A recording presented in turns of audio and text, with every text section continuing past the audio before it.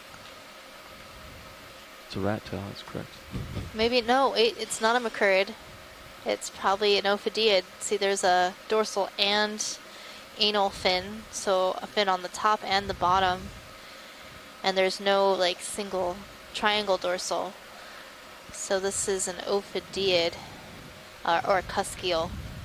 Oh, and it's gone. And now it's gone. Got scared.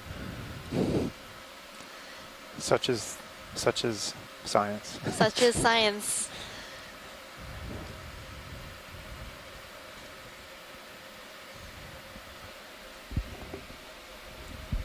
It's a live show, you know. We can't script everything. Yep, and it's hard to identify things on the spot, and then you're like, oops, no, wait, let me look at those characters. Don't jump to conclusions too quickly.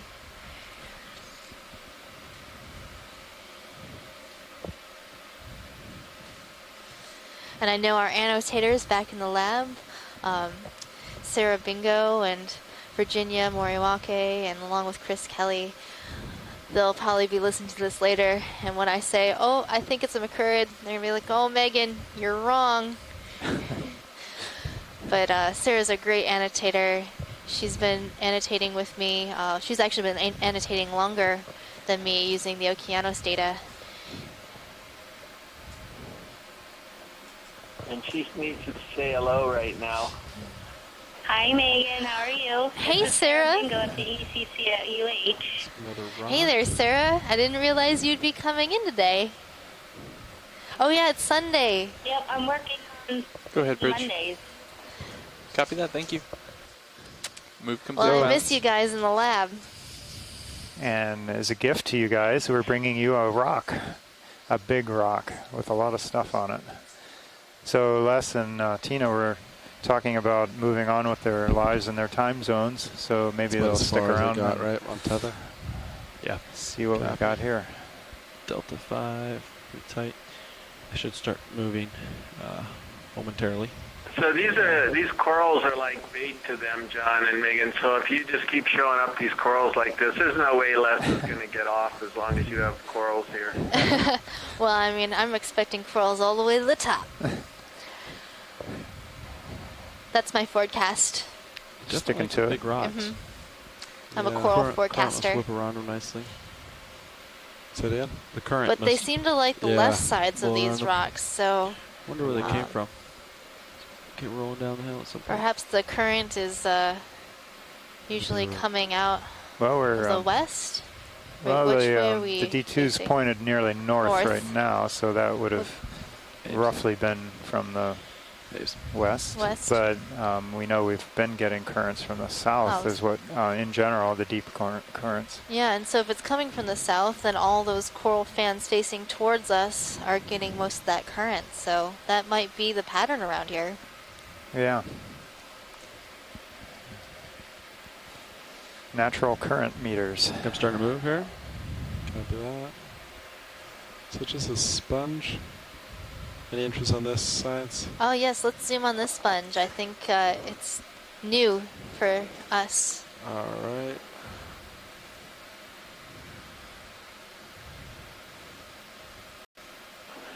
I don't know. I'm between Poliopogon or Cimarella. At first I thought of I don't think Poliopogon. it's Cimarella, but I think it could be Poliopogon. Yes, yes it is. It's just an odd perspective. It's kind of oriented uphill a little bit, isn't it? Yeah. So yeah, you can see that very distinctive attachment. This is fibrous. You can barely see it there at the bottom, but it's definitely Lophophytus, and therefore that gives us the clue that it very likely could be in the family Pheronematidae, and the largest genus of these deepwater glass sponges right now in that family are in the genus Poliopogon. So there it is, good close-up of the fibrous attachment. And so I think that's a very good guess that it's in that genus, Poliopogon glass sponge. That was a great description. Yeah, you can see that the attachment here, it's not coming out at more of a 90-degree angle, more straight down, not as many fibrous clumps, says the Cimarella. That's pretty typical of Poliopogon, if I understand. Oops, lost my foot. Alright, video come wide. Lost my spot there. Watch leads, are you happy with that? You want Yes, any pilot. more? Alright. Great. I started to move, giving you some more tether. Copy that. I'll center.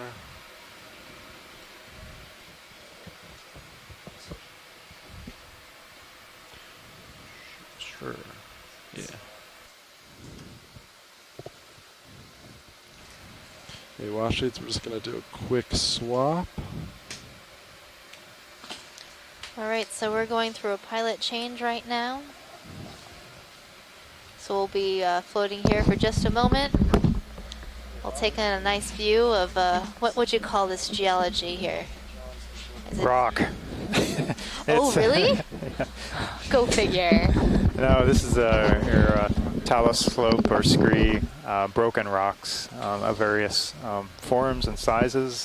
These are surely all broken lava pieces from more intact flows surrounding them and above upslope. And we've seen this quite a bit already, this dive and this cruise on other dives, and we see them on all dives usually, many dives. It's typical. Yes, we are. Got it, thanks. It's not obviously so stable for organisms to live on. We see more corals and sponges and other types of creatures on the lava flows that are more stable and intact. So when we see these really large slumps, I understand that it's called mass wasting, or is that a special term used for certain types of slumps? That's kind of a general term for most any kind of landsliding or sloughing off a material. And I guess the scale of it, I'm not sure if there's a specific size that you have to be talking about, but you know, you might call a large field of this type of deposit some kind of mass wasting. Though this, I think, generally collects slowly over time, not like one big event where all this rock falls off. It just tumbles down over time as the lava flows and the other rock types disintegrate. Do you think these really large boulders that we're seeing, are they parts of the slump, or are they sort of in place and it's slumping around them? I think these have fallen off from above. It would, you know, you'd have to say if it was in place, where's the rest of it? And then, you know, it would be more, if it was just an outcrop, it would be more like an in-place outcrop. It'd be more probably tapered to the seafloor. So it looks like it's a piece of big rock that broke off and slid down slope. So that probably would have been pretty exciting. Ooh, there's a fish. It seems to be on the move. Yeah. You come wide, Has somewhere to do, somewhere to be, places to go, right. things to do. Food to find. But you could kind of use the corals as a minimum age of the landsliding event, because you know, I would imagine the corals wouldn't really survive a ride down from up above, probably tumbling as this rock went, though it could have slid in place or slid in one position downhill. And left the coral intact? I don't know. I think that's. It seems like a really I don't think so. Event. I'm not saying it couldn't happen. I wasn't there, but you know, I would think it would be maybe tumbling in some regard. But the face on the backside looked kind of flat, like it had maybe broken off cleanly somewhere. But who knows? That's really interesting. You mentioned that this rock could be sort of a age for the community, and how old the slump might have been, because I did something similar for my research. I looked at lava flows on the island of Hawaii and transected across lava flows of different ages, and that would be the maximum age that the community could be, because a lava flow is brand new substrate. I think I see more of these stoloniferan covered stalks. Maybe we'd like to collect one of them. Yeah, I think we'll get fingers shook at us if we don't try to get one at another opportunity here. Like I was saying earlier, ship it's status? really difficult to collect some of these things because Ship they is currently adhere on onto their station. substrate. Do you know when they or when did you call in last move? It was called in at 22:52. It stopped. It was completed at 22:58. So we've been stopped for Yeah, we should be stationary. about 9 minutes. Okay, well actually, you're talking about the video frame this up. So there's a bunch of these stalks with these white polyps on them, pilot, and there's one coming into view right at the bottom left-hand side of the screen, sort of branching in a Y shape. Yeah, I'd go for that. Set and reach up. Wow, this Ooh, looks it's like tall though. It's up there. a real party going on here. Oh yeah. I mean, there's everything. It's a little overwhelming. I'm gonna And rotate then when one slightly coral port. Keep you in dies view. or a sponge Actually, dies, it seems to I'm not, 'cause it that leaves might behind give you less tether. So I'm some gonna stay substrate here. in the form of this stalk that can be collected and inhabited. Well, actually, the stock right to the right of my lasers. Yeah, right to the Larger. right of the lasers. Okay. Would you like a zoom before Can I we zoom on collect it Yeah. and confirm? Absolutely. Video, let's frame this up. And come in. If not this one, if this one's not the same, I think the one to the right of that might even be of interest. So Chris, these look a little bit different. Yeah, but I think it still could be overgrown, frankly. That would be my guess, that it's still an inference overgrowing a dead stalk. And then there was one pilot just to the right of this that had more of a bright white color Copy. and an ophiuroid on top. Can we take a look at that one? Yeah, video go come out. Oh yeah. Okay. Also, I was looking away just a few minutes ago. Did you zoom the Sea Star already or not yet? No, we haven't zoomed the Sea Tether's not Star, getting but I tight, think we So I should. don't think you'll be tugged Okay, in the video, position come in. you're at. Frame it up. Yeah, I just noticed that, and it looks like it might be one of the Goniasterid or cookie stars that Chris Ma is really interested in studying.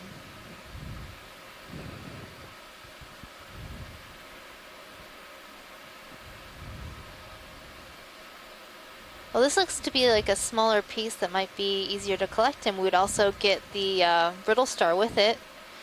These are just retracted, right? Yeah, they're just retracted. They're not, Oh, probably no. because this brittle star is Ah, disturbing the polyps. So they've pulled in their tentacles. okay. But you definitely see that really dense conglomerate of So polyps actually, right do you there wanna- at the base. Do you want to try to sample this? Yes, I'm could we worried, sample this? The brittle star might jump off. in Yeah, the they process, usually Yeah, it fall. might. But it's worth a shot. It's worth a shot. Okay, great. We definitely want the stolen inference, What do you though. think, co-pilot?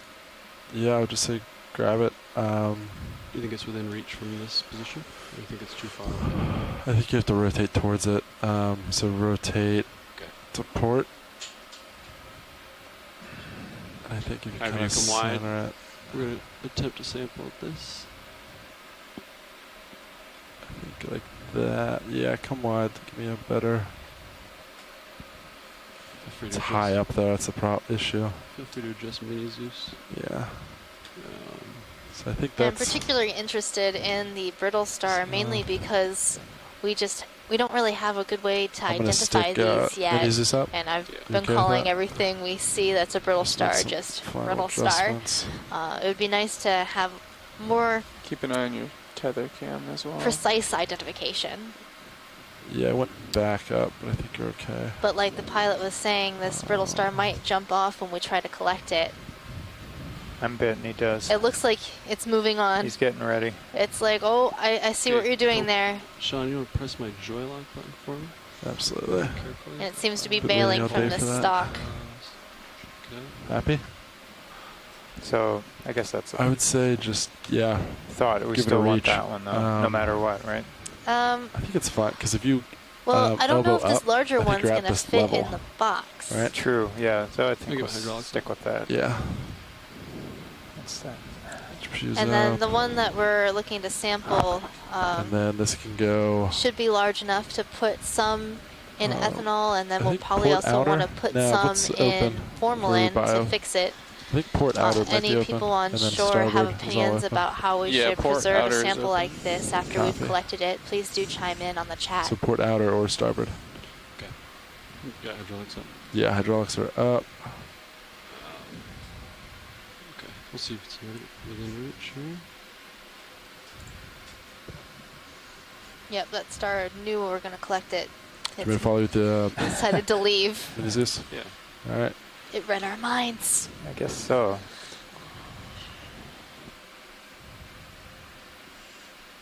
Tilting up. There you go. Yeah, so that might be a little... Yeah, that would be enough to scare me off. I think seeing that claw coming at me. Yeah, that looks great.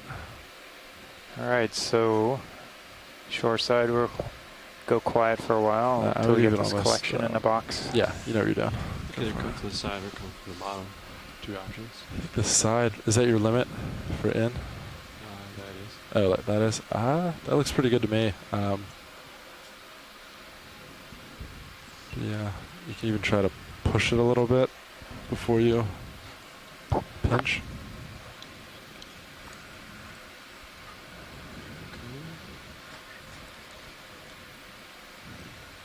Try to cut it close to the base. Yeah.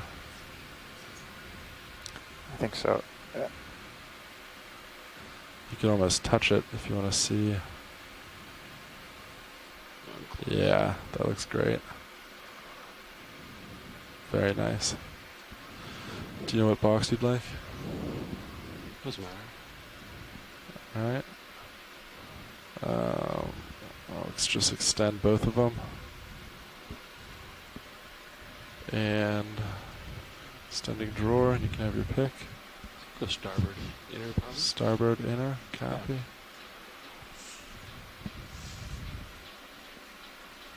I think it's opening fine.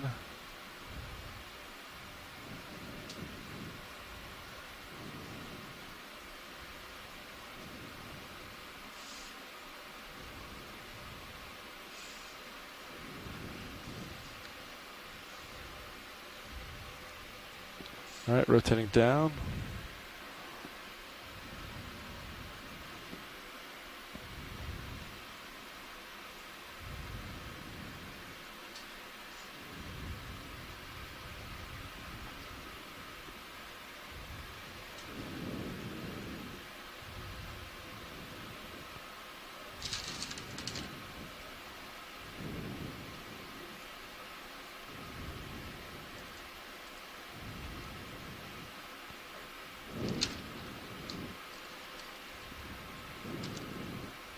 There you go, it fell. Nicely done. Tracting drawer.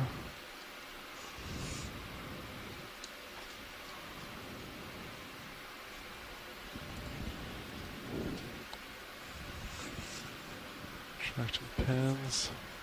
Alright, nice job. Nice job, pilot. Thanks.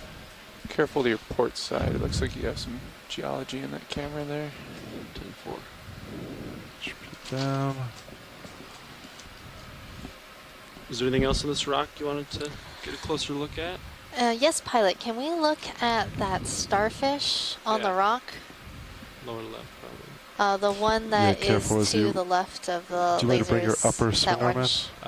Let's leave it right there, actually. Copy. Be alright. Video, yeah, come in. I think it'll be alright, John. Yeah, I think you're fine there. I won't go too anymore that way. Kind of in the shadows here. I could try deploying slowly your port lower. Yeah, go for it. Or starboard, swing starboard in maybe. Starboard, copy that. Start to lower, deploy, and then inboard maybe.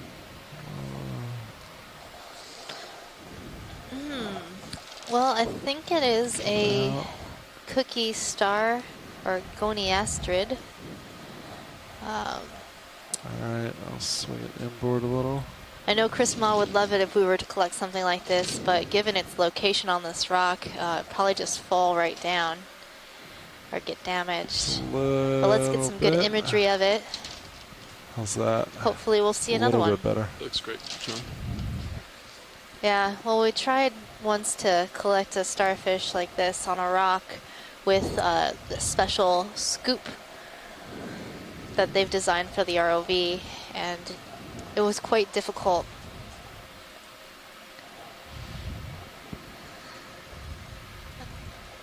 I think that's good. Okay. All right, video when you're clear. That was a nice collection of a stoloniferous octocoral on a dead stalk of either a sponge or a coral.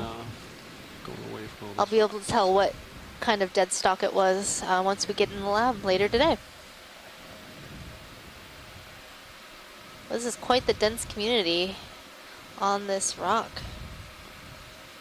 Just working our way up this rock. See what else we see. Seeing some little group of those Anthomastus corals, or soft corals, that we saw yesterday. We collected 4 of them. They happen to be covering almost every rock we saw. This is a very large colony of... Part of it's different color. well, let's take a zoom on this. Yeah, video. It looks a bit different. A little Paragorgia-like, but I think it might be a hemicorallium that's grown quite large. Can take more zoom video. Go ahead And then there's video. a basket star wrapped around the branches. Yeah, this is a hemicorallium, I think.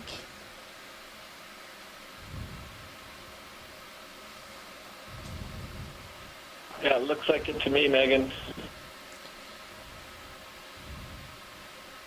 And that basket star is in the family Astroschematidae.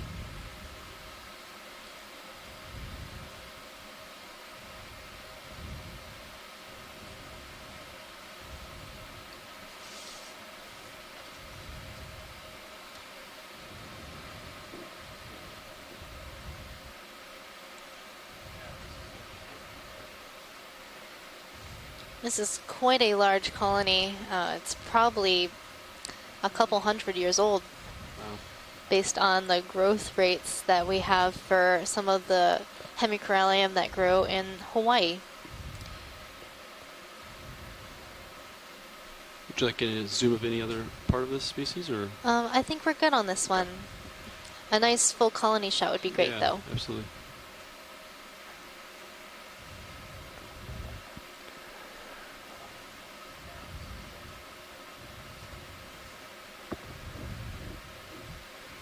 Go ahead, And this watch the- rock is just carpeted with those stoloniferan octocorals. videos And then I'm seeing a starfish on the left So side far, of we're the making screen near pretty the good bottom. time. We've got about That would be interesting to look 220-ish at. meters until waypoint 3, and about 2 hours of bottom time left.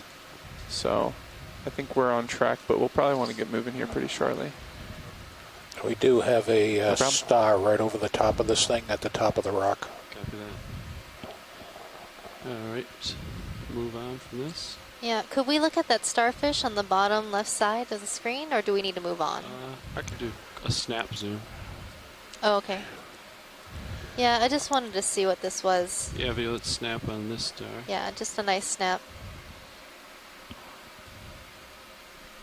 Oh, that is, looks like similar to the one that we were looking at just a few moments ago. But I don't know if we could collect it. Again, it's in a very strange and awkward position, and we do need to move on. Sorry, Chris Ma, I'm trying. And then there's one more on the very top of the rock. Yeah, video, let's snap on that one for him just so they can see it. Yeah. I'll bring it to center. It's off the back side of the rock. Oh, there's another one. They're everywhere. They're everywhere.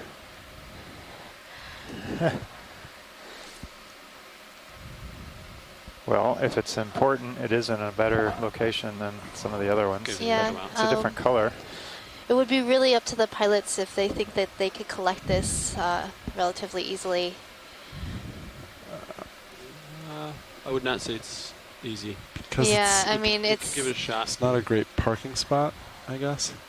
If we already put in a ship move and we need to move on, then I I know it's probably going to be pretty tough since it's sort of wedged itself onto this rock. And I don't think we've started moving yet, but it will take a little bit of time. So. Which one do you think would be easier to get, the orange one or that white one? White one's smaller. Orange one, they're both about the same difficulty, just different challenges, I would say. I'm okay with either one of them. Choose the challenge that you want to try. So I'm thinking if you could get a nice toe hold, I would go for the one up top. Because that one's like vertical. And then you have items on both sides you can possibly knock over. If you can get past this. Well, they're challenging in different ways. And if you get 2 nice toe holds.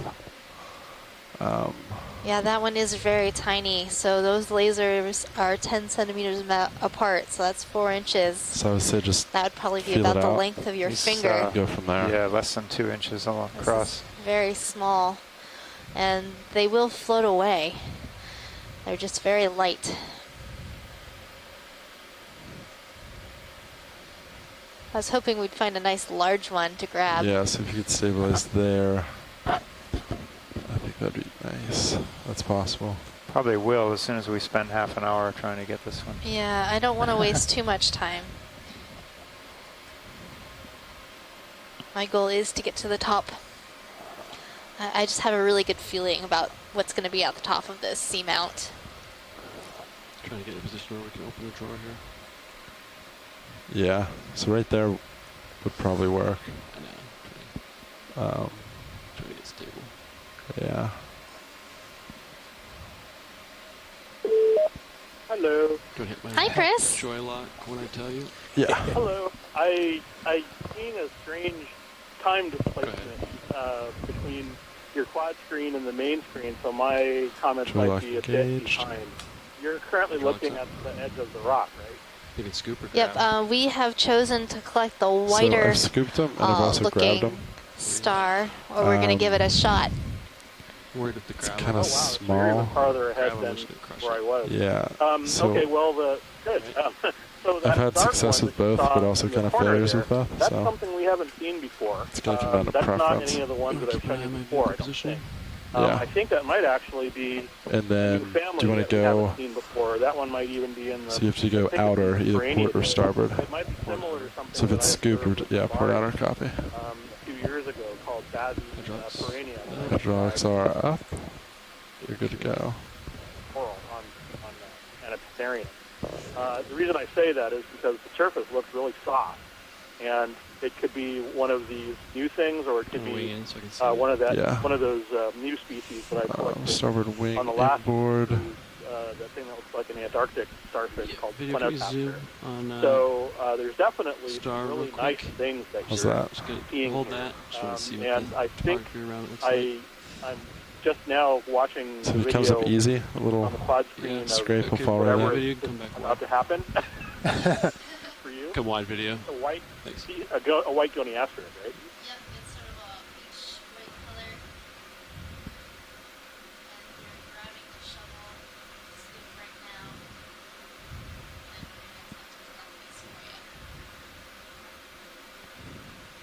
Yeah, look at the one manip. Gives you a nice balance.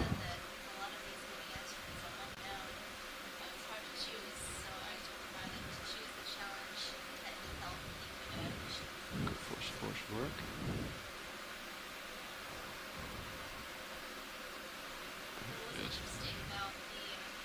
To him on my didn't have my mic on, so Back. Were you talking with me? oh yeah, I forgot that I took my headset off because it was bothering my ear, but so when we saw both of them, there was the oranger looking one and this white one, and so I told the pilot that he should choose the challenge that he felt up to. Okay, good. Look at my mini Zeus, put on the right monitor. Yeah. Okay, I see the quad screen getting into position then. This is tricky.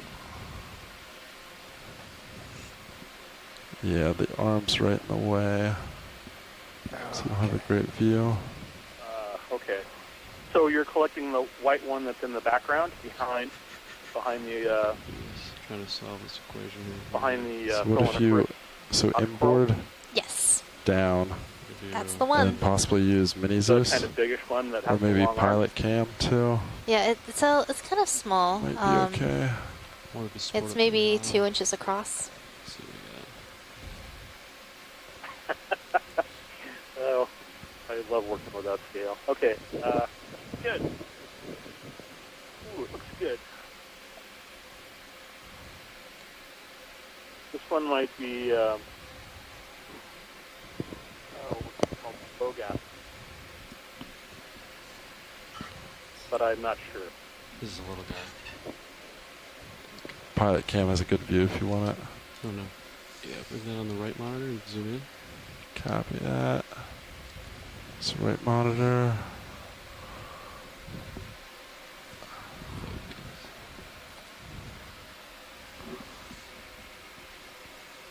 This is a little guy.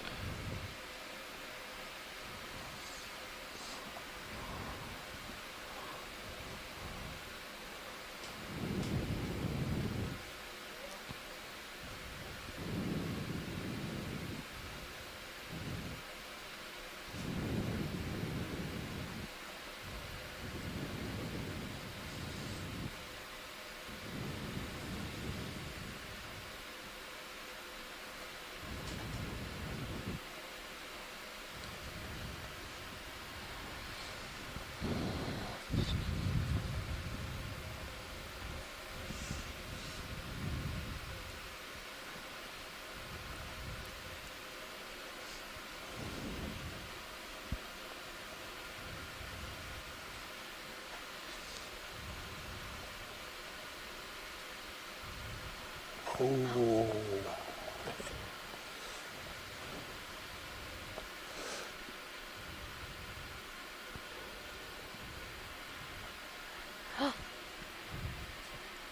Thought I was gonna flip in.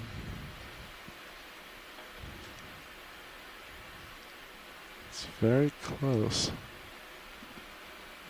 You lost your toe.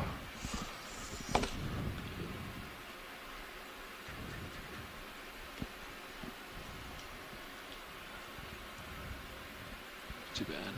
It's vicariously sitting on the edge right now. It's alright. I think it's in a better spot now.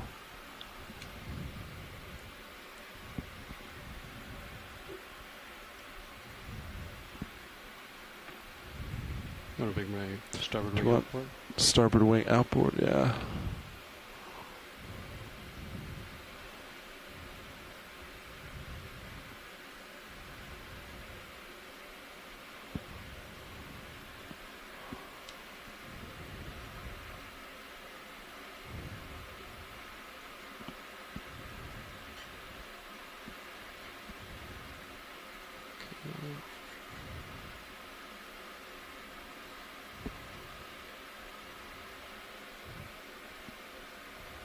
Once I get steady, I'll have you joy lock me in here. Yeah, copy that. Go ahead, joy lock.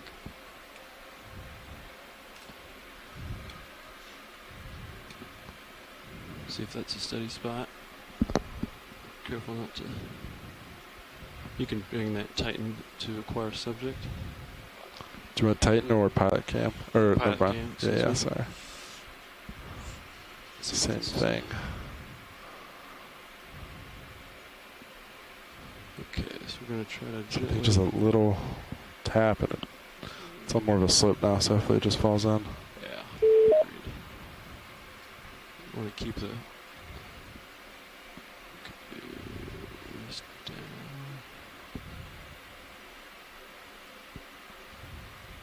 Okay.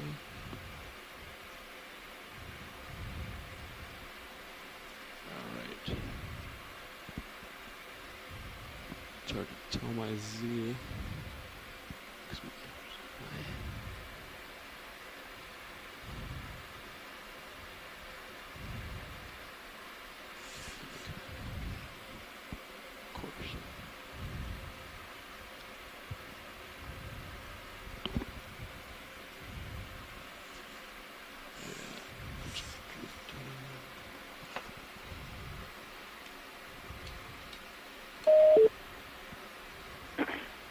slippery rock here. Yeah, do you want to move craft before you? Oh.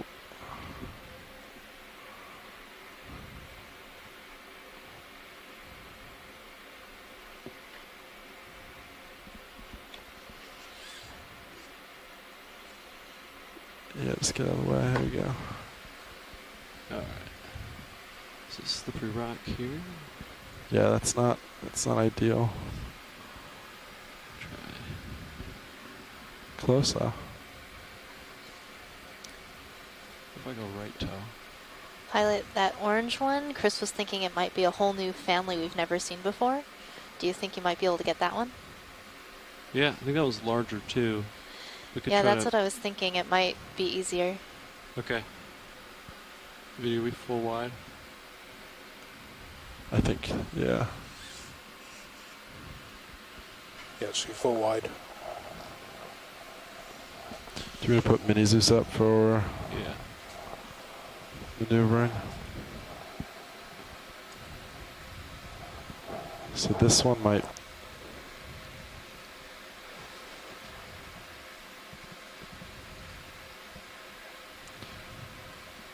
So you could go up against it, but you're going to be super close. How high off the ground is it? I think it's right there, right? That's what they want. Get to the ground and reach up. You're 2.2 meters up. I think it's too high to grab from the bottom. So right there is pretty much out of reach.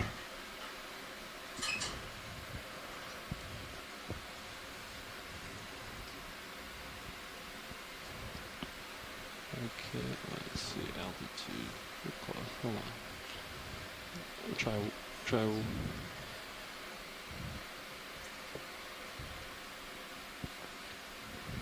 I'll sit down real quick, and if it's out of reach, then I don't think we can do it. But if it is in reach, then we'll.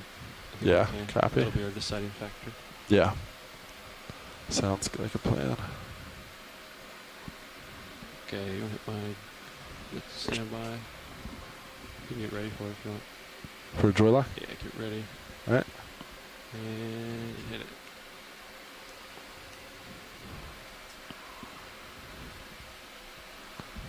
Alright. Let's see if we can reach it.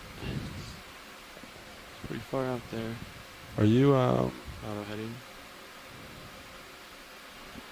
Yeah.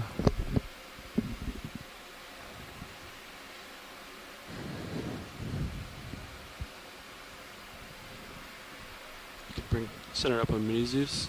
Yeah. I think we're gonna see what we can do here.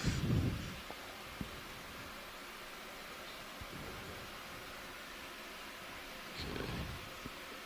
Think we're stable? Heading's settling in, I think. But you might drifting pretty bad. Drift in and out around about a set point, so you might go left to right. Copy. Alright.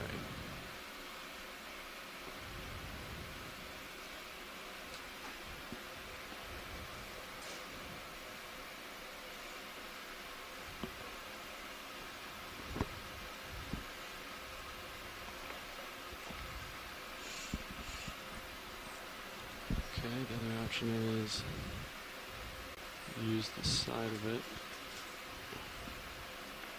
to get additional reachability here.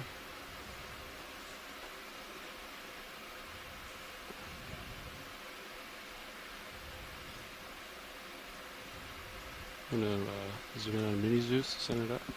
Yeah. More accurate view. Rotating. Alright, video, you want to zoom in on Mini Zeus?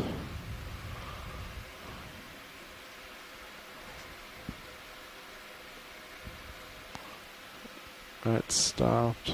Center. Alright, stopped. Max down my shoulder. It's like. Oh, is it just? I think it's just out of my reach right now. Yeah. Just.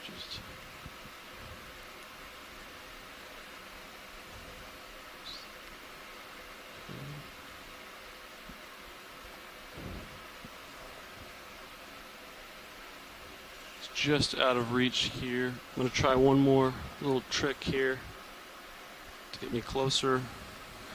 Okay. Try going into auto XY. It's an option. I'm turning my heading to port, getting the starboard side closer. Oh to yeah, the try that. subject. There you go.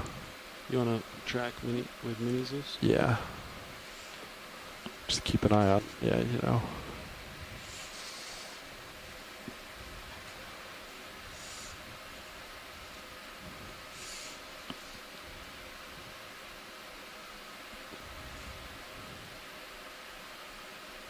Coming up, rotating port. Stopped. I'm gonna rotate port again. Stopped.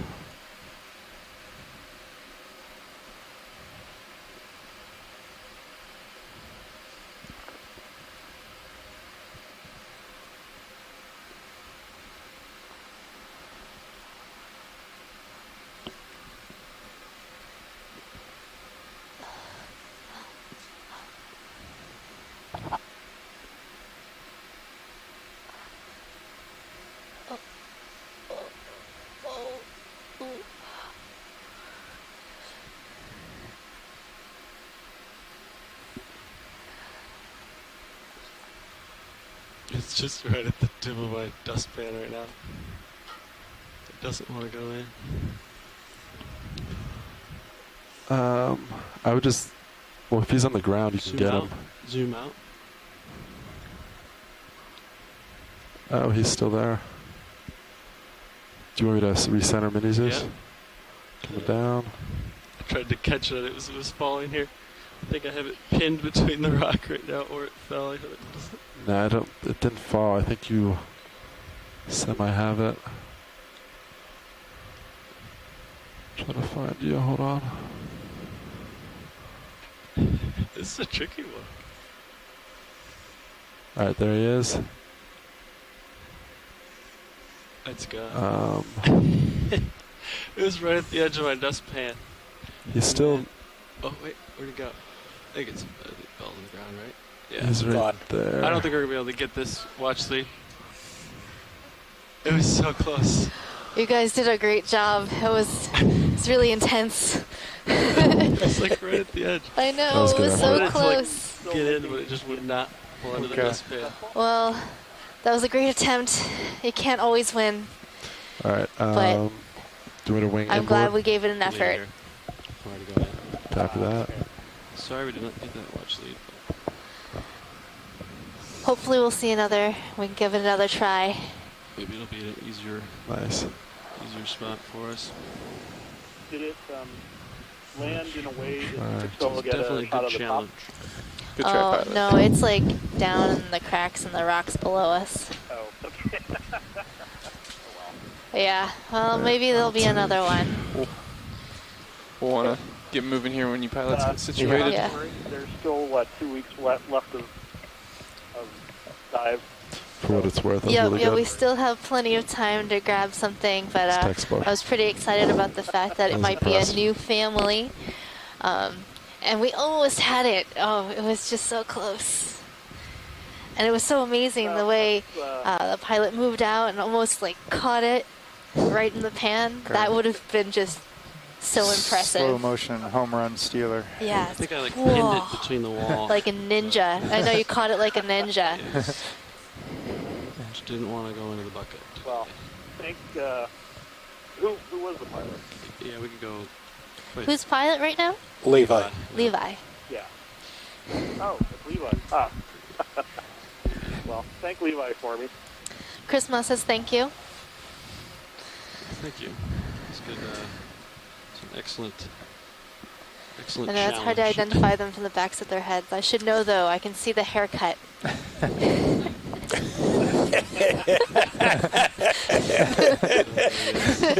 I'm gonna sit up a little higher though. That's great. All right, pilots, we're about to. Yeah, it's gonna move in. We're about 220 meters out from waypoint 3. I think we got a Bearing zoom on it 318. earlier, and then yeah, But, that might be helpful. I'll defer so to you can guys. Get a Which screen direction grab you of want that. to go? Copy. So I was looking 345. Kind of rotate back there. Yeah. So much, both of you. I appreciate the time to topic. Let's go 30 meters, 345. Yeah, I did my best, but you know, Sounds good. it is what it is.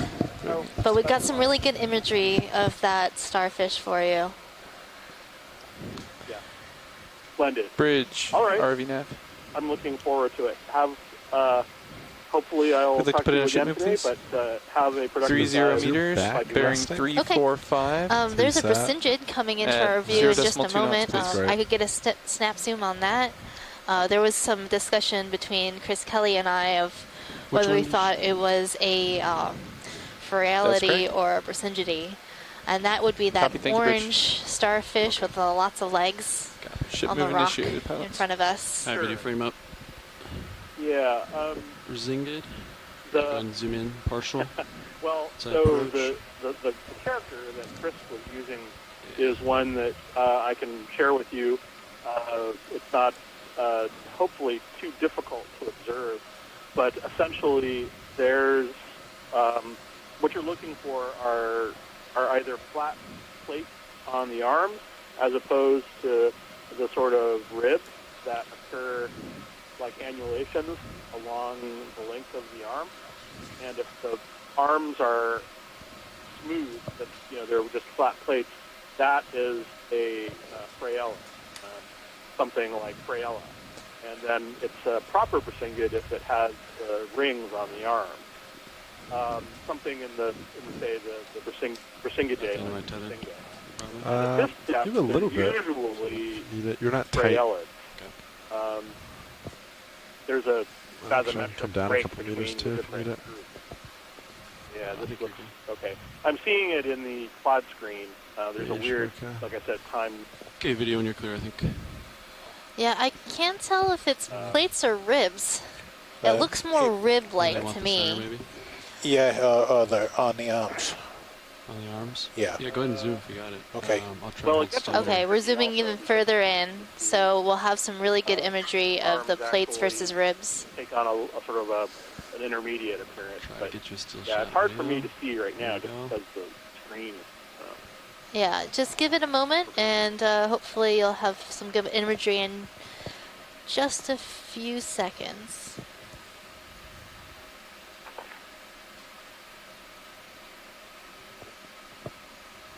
Did you turn to look at me? No, I didn't. No.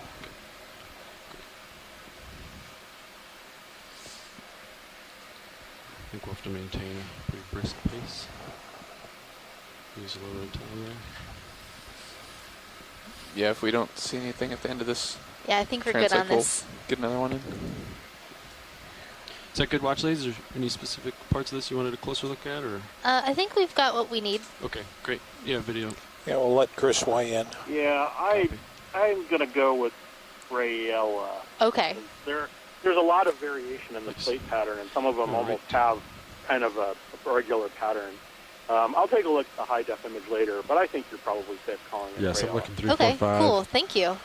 That's very helpful. Slip, if you see the other one, usually when it's really deep, the 6-rayed one, that's Freyastra. So that's the sort of difference. Usually you get these really heavily multi-armed ones. It can be real tricky. That's really strange the way the disc is folded out like that. Huh, interesting. But thank you very much. Brasingids are always something that make me happy. Yeah, thanks for calling in, Chris. It was great to hear from you. Yes, well, I'm always happy to see the Brasingids are the bringers of death Velcro. All of the little pedicularia that get after food. It looks like this one's resting, though. Anyway, thank you again. I appreciate the effort, and we'll talk to you later if luck is with us. All right. Talk to you later. Thank you. Bye. Thanks to you, John.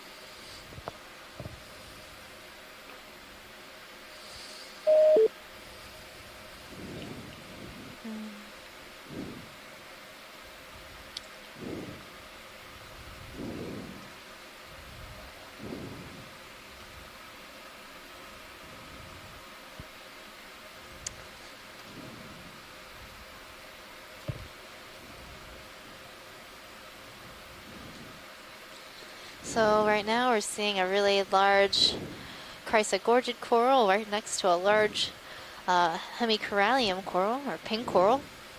They're both on this nice large boulder outcrop. Yeah, surrounded by all the unstable talus and other types of features. A lot of broken rock. This one actually looks like it's an in-place outcrop rather than just a boulder, but I'm not quite sure.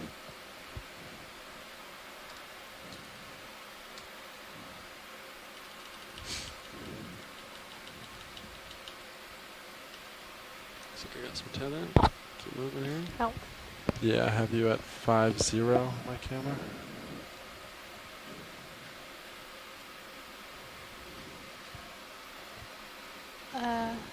Is there a coral in the starboard rock box? Oh my goodness, when did that get in there? Did we get a bonus sample? Interesting, you got bonus sample. Look at that. Maybe I rubbed up against it in one of those large rocks. All right, well, we'll have to figure out what that sample's gonna be when we get back. You get the pilot cam if you wanted to show. Might have to be, look at the video. Yeah, it kind of looks like a hemicorallium from this view. I'm just basing that based off that pink color. This is a large sample. Oh, there we go. Here, can I put it up here real quick? Yeah, I'm thinking it might be a bonus hemicorallium. It decided to take the place of one of your rocks, John. So that's a pretty fragile specimen. If we put a rock on top of it, it will crush. I didn't see anything. Okay. Which is hard to do in here because everything's Ultra on camera bonus. and Well, there's so that many does seem- screens. It's hard not to see something. Well, ultra bonus. Well, the hemicorallium in this area seems to be pretty dominant, so it's great Go that ahead, we Rich. accidentally Copy that, thank you. collected one of our dominant Move complete species in this area.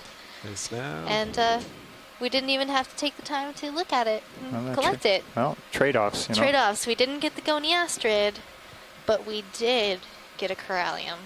Okay. Well, I'm gonna put this down as specimen 4 bio and port rock box. Port? Or starboard. Starboard. Oh. Starboard forward. Hope it stays in there for you. Yeah, I don't know if it'll survive on the way out, but It's because the port was already pulled up, so I read it instead of saying what I meant. Okay. Yep. Oh. I'm back. Oh, wow.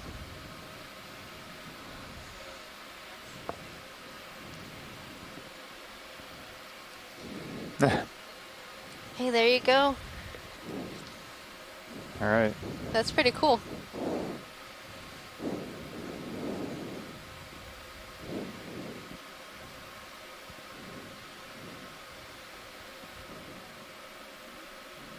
Wow, suddenly we're barren again of a lot of biology.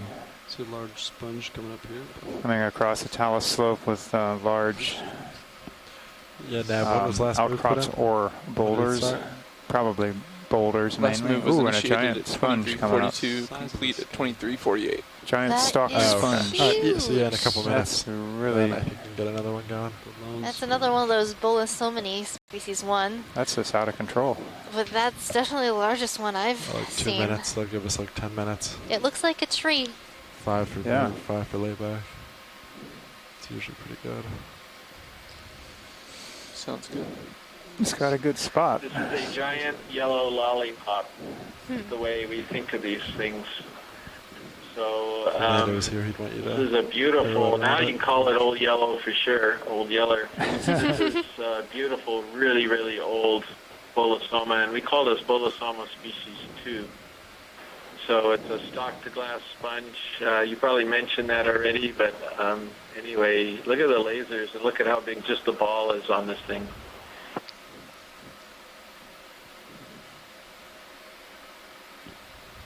Yeah, so probably roughly a meter across. How old do you think this is, Chris?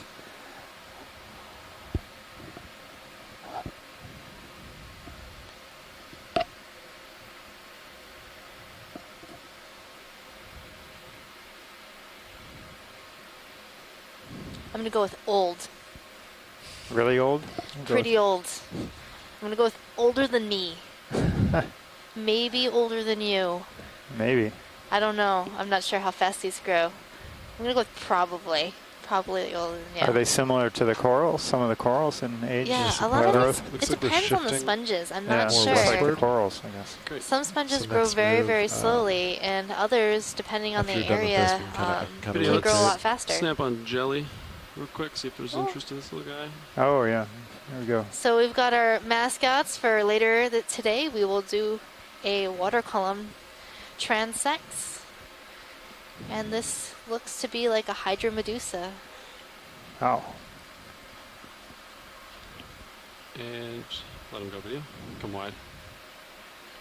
Thanks. And so for those of you interested in jellies and the like, tune in later today and we'll be checking out a whole bunch of different types of gelatinous creatures and fishes and other animals that live in the water column. That's all of the water from the surface to the bottom. It will be jam-packed with Jam-packed. things to see. I really hope we see my favorite water column animal. That's the Pheronema. It's a type A of amphipod that steals or kelp shell or casing, and it lives inside of it and it swims around. Wow. People say it looks a lot like the Alien from those movies. Oh, yeah? Mm-hmm. They are hyperid amphipods. They're a type of amphipod that has a really large eye on the top of its head. The eye is so large it makes it look like it has a giant brain, but the entire structure is actually a compound eye developed to be looking upwards in the water column. And it also has smaller accessory eyes lower down on its head that it can see side and downwards. Accessory eyes. Yeah, so it has like 6 eyes. It's kind of like D2. Has like a couple, one big main eye and a whole bunch of accessory eyes. Yeah, little and cameras all over the place. if you have seen some photos of our command room, you can see that we have so many different screens with multiple views. Views from the Sirius looking down at D2, views from the D2 looking down at the seafloor, and we have one train down at our rock box with our bonus sample. I just can't get over how we collected a bonus sample. It's just super neat. Yeah. And it's a pretty good sized one too. Well, now we have another couple big boulders with another same thing, with big communities growing on them. Anything here we need to look at? Well, I'm seeing, yeah, that's a sponge stock, so probably one of these Bolosomini, but the head has thus fallen off, and it now has beautiful ophiuroids just wrapped around the stalk.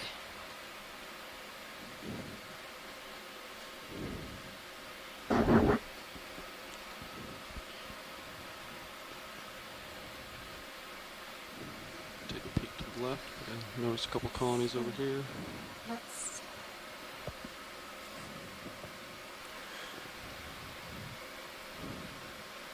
see what this rock has in store for us. Pilot's nav. Go ahead. I suspect Sirius has probably come to a stop. We stopped, our last move completed at 23:48. Okay. Yeah. Yeah. I'd call another one in then. I'm looking 335 right now. I think that'd be pretty good. So it looks like we have a different kind of dead sponge with ophiuroids You concur, pilot? wrapped around it. Yeah, 335. You can tell a sponge is dead because it has this sort of Calling it brown, yellowy color Bridge RV instead now? of like that bright yellow or bright white color. We'd like to place another ship move, Definitely please. a no fun So, look. yeah, you good? Yeah, We'd it like to do looks 30 sad. meters, Sad. bearing 335 Yeah, degrees Nothing. at 0.2 knots, please. It's really popping up, so I think I'm seeing over it. So from the view on our map, it looks like we're transecting up that ridge, That is correct. headed angular to the summit Thanks, of the Rich. Seamount. So for those of you just joining in, we are coming to you initiated, live pilots. from the Okeanos Explorer, the NOAA's ship for ocean exploration. Or is America's ship for ocean exploration? America's shipfrost. You know, I've heard it so many times, and you know, still can't say it right. And we're approaching the summit of Sibelius Seamount. Yep. And Sibelius is a composer. He's a Finnish composer, actually.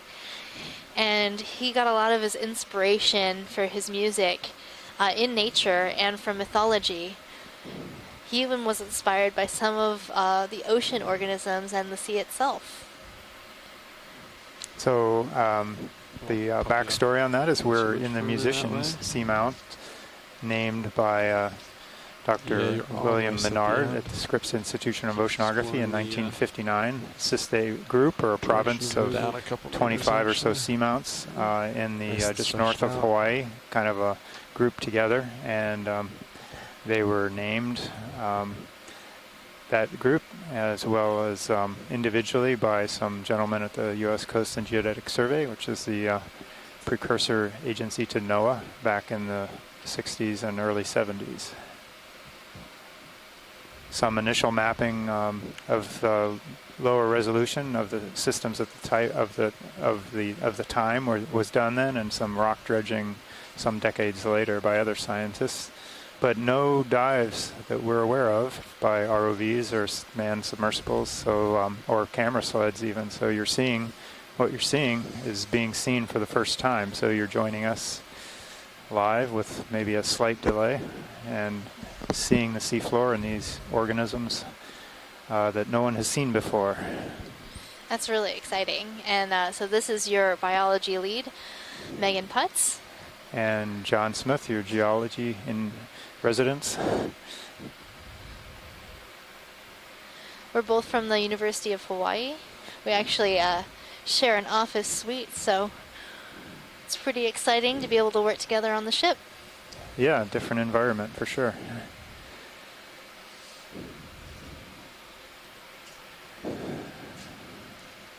Putting our two brains together to figure this out, plus all the support we have from the onshore scientists.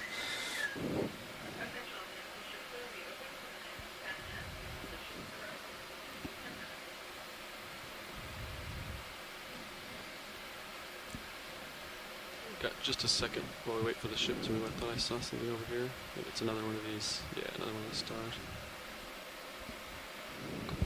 Brazingans. So, let's see.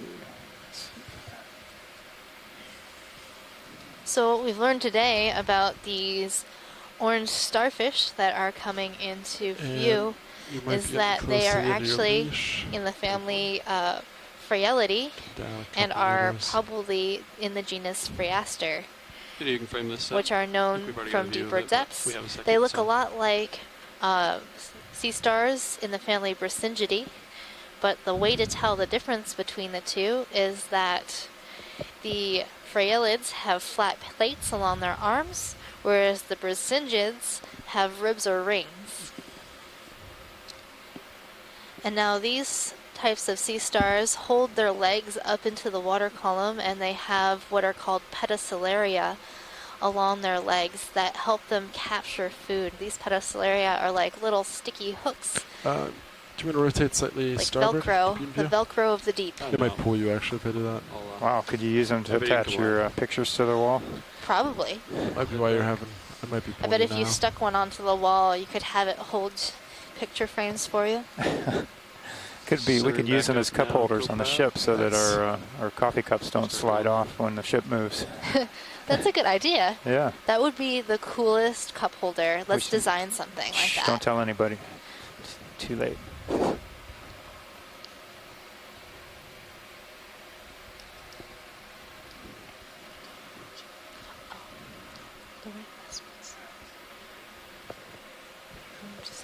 Go ahead, Watchley.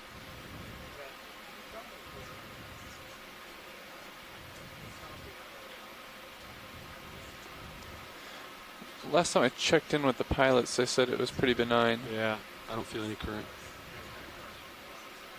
Yeah, I think it's negligible presently. No problem. Pilots nav.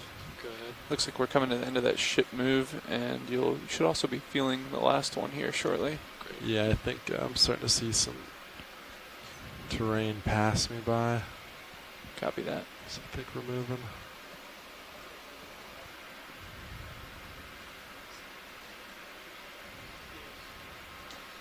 And we'll still have just shy of 200 meters, I think, once this move is complete. Okay. And probably about an hour and 15 minutes of bottom time left. Copy.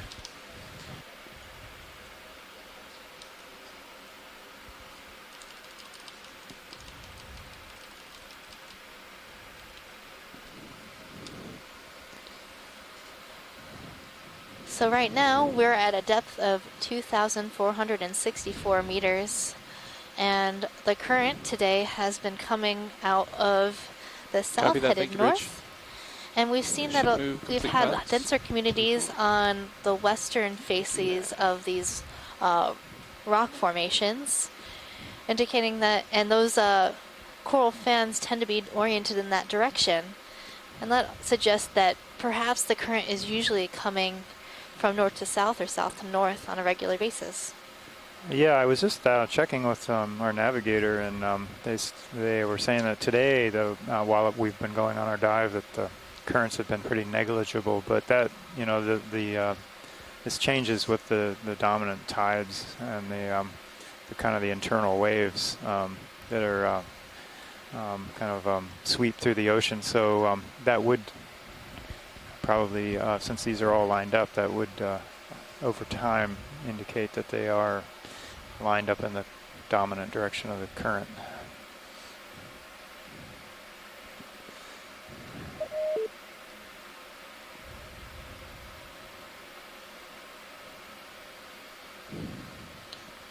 I heard a beep. Did someone just join us?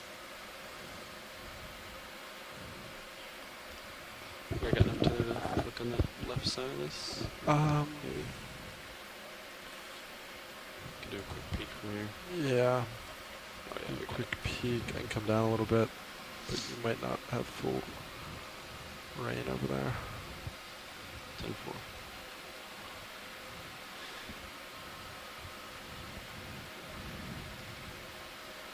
Based on those numbers I provided you guys with, I think we'll need to be moving close to half the time based on the current speed of the moves we've been making. This is a beautiful view of a dense community of hemicorallium and so if we do it every 10 minutes, along with so some... we just start doing that. Yeah.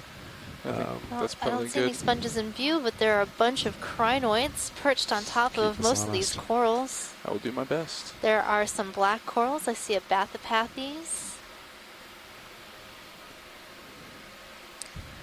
Pilot, can we zoom in on the brown coral to the right of the lasers? Absolutely. Video, go ahead and frame it up. Go ahead, Bridge.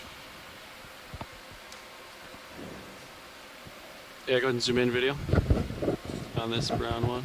Yeah.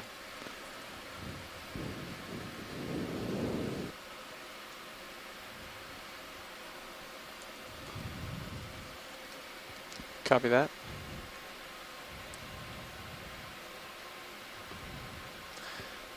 Let me check in with our pilots real quick, and I'll get right back to you.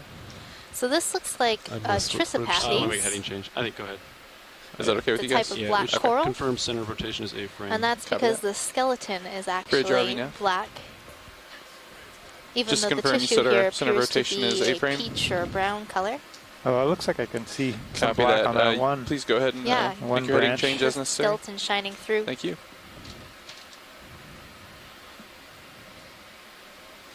Was that a good zoom? That was a great zoom. Okay. Thank you. I don't know if we needed a closer look at any of that. But okay. We're going to keep moving to make waypoint 3. Yeah. That sounds good. So wow, this top of the outcrop is just covered with these Chrysler corals. They look like bottle brushes. So these might be Gorja geniculata, or maybe another species that has a similar body form, or colony form. Yeah, so Nav, we won't be able to make ship moves while they do heading changes. But so after that we can... Yeah, we're getting into some really big outcrop of rock. massive lava flows, some that are broken apart with large fractures or cracks. And definitely the corals are taking advantage of that. I'm even wondering if they like this crack here that might help funnel some current there, but that's a pretty small feature. Yeah, it is a small feature, but it could be helpful. You never know. So this is like that, and that was like that. Yeah, and they seem to be just lined up along this outcrop right here. So what are all these brownish ones again? These are the blacks? No, those are the Chrysogorgians. Okay. Yeah, the family Chrysogorgidae. Oh, right, They're a right. type of octocoral.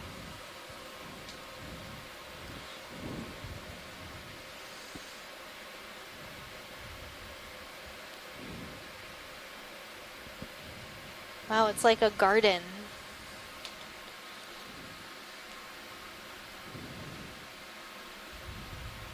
A Coral Fantasy. No, that was yesterday. That was yesterday. Sorry. I'm going to come up with a new one. That was Beethoven. Yep, Beethoven's Coral Fantasy. It certainly was yesterday, and this is really getting into some nice dense communities. If only Sibelius could have seen it. This rock below me If only. for a second. We got just a minute. I would have loved to hear the symphony of the Okeanos and the corals of the deep.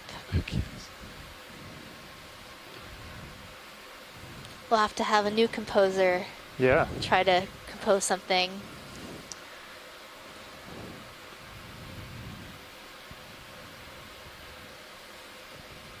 See if there's anything else underneath this rock.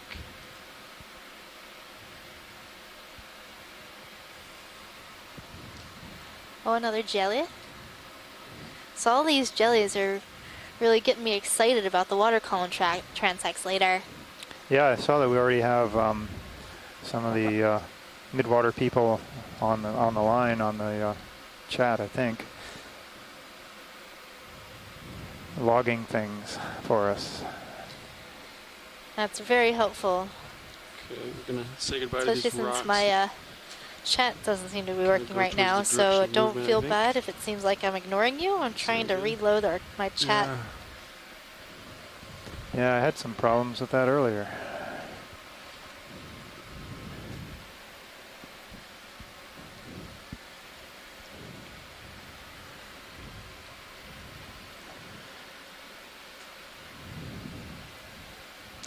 Pilots, I think we'd like to put another ship move in as soon as they're finished with their heading change. Yeah, I'm looking like maybe like 340 now. 340, copy. Yeah, let's snap on the sponge. I'm not sure if we've seen this one. Oh, this definitely is it's different. It's very round. Too bad I can't see the attachment from this angle. I can do my best to acquire that. Bridge ROV now. So I'm thinking it's a bridge. I just want to check in sponge. on that heading change. Could be a poly. I don't know about that. No? It could Copy have that. a stock I think we'll have a ship underneath move it. ready for you whenever Yeah, you I guys think it's are ready. very close to the rock. Yeah, that's about as close. Thank you very much. Yeah, I'll I be wonder if right we back can with get you. just a side view, a little more of a side view to look at the base Yeah, of so it. 30 meters, The 340. top of it looks a little bit more like it's a All right, bridge, pellet, RV. but not really positive. We'd like to move 30 meters, bearing 340 degrees at 0.2 knots, please. Yeah, watch this. I was trying to get a side view of it, but Yeah, that'd be great. That's why usually it's wouldn't have right there, that kind actually, of right open Okay, side thanks. on the top of them. That is correct. I can try the other side. Yeah, Thank you, Chris, we can't get you a better view than that. We're on a ship move. Yeah, video come Kind on. of an end of our rope. I would say just Ship move X initiated. and L for now. And there's even another one there, that very leafy one next to it. But and Megan, you could be right. This could be hyaline matted. You know, that funny pot-bellied hyaline matted. And that would make sense because it does have that kind of thing on it. I haven't seen one of those for a little while, so I didn't think of that initially. Yeah, that's what I thought initially, that it might be one of those little pot-belly Bounce. Hylanema. I would just say don't types. rotate anymore. That's what it looked like. Yeah, it was but such a bad rock, since we though, so can't those- see the attachment, We're gonna hit. Shoot move is underway, pilots. And then watch. This way. This rock could be. Yeah. Let's take a quick look at that. Go ahead and snap ahead, on video.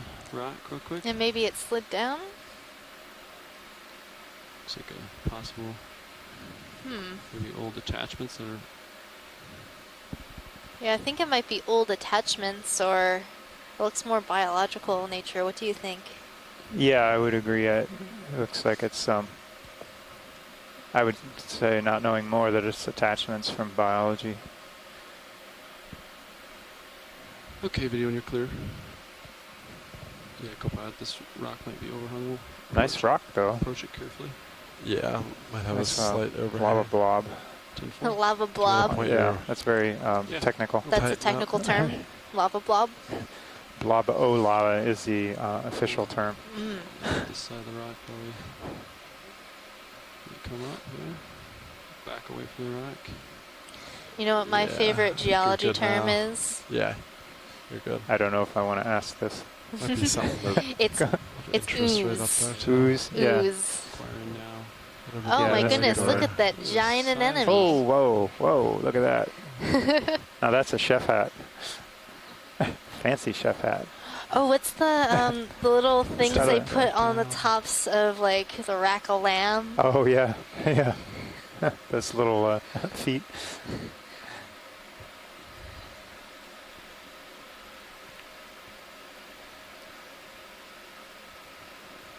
Probably get a quick pirouette of it, and then we'll move on. Wow, that's incredible.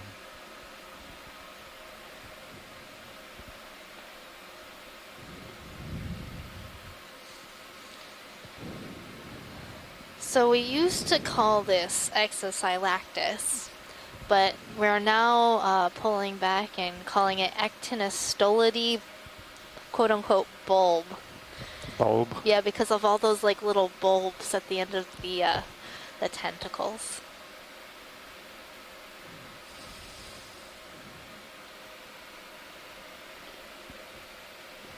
Might wrap around the other side of this rock, and then we'll move on. Copy.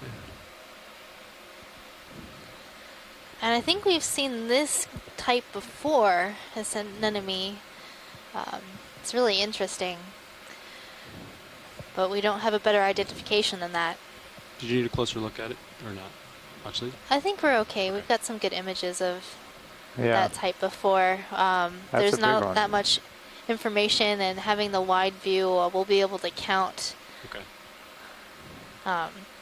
the tentacles and the mesenteries.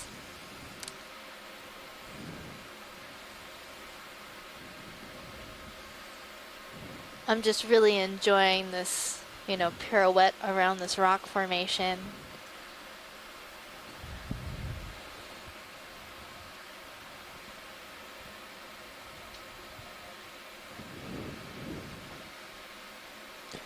Yeah, as a plug to the program here, Les Watling, coral expert at University of Hawaii, says, I think what is really amazing is that after all these years of participating in Okeanos dives, we can still be amazed by sites like this.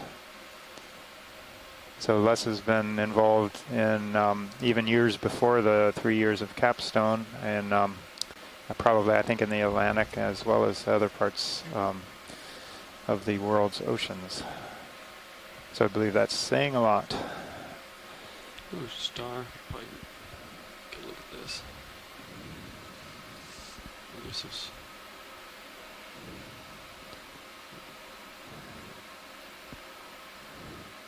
So we're moving up Oh, slope, good we eye. kind of have a I'm mix. seeing another one of those stars that we tried to collect earlier. Okay, video, you can frame it up. Let's take a nice good zoom of this. Yeah, absolutely.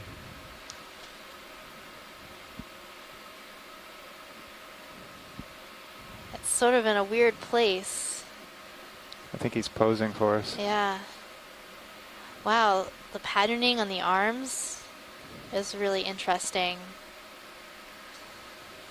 I really want to collect it. I just don't know if it would be collectible in its location. So, It's so kinda it down really in is, there. yeah, it's really down in there, and the rocks are really Yeah, I think this one's sticking kind of, out in weird places. I think this would be, yeah, kind of obscured by the rocks. I don't think we would be able to get this one. Yeah. Yeah. But this is the second time, or maybe third time we've seen this one, so let's keep our fingers crossed that there might be another one around here that's more collectible. Okay, I'll keep my tentacles crossed. Keep your tentacles crossed. Everything's tentacles today. I really like saying the word tentacles. I don't know why.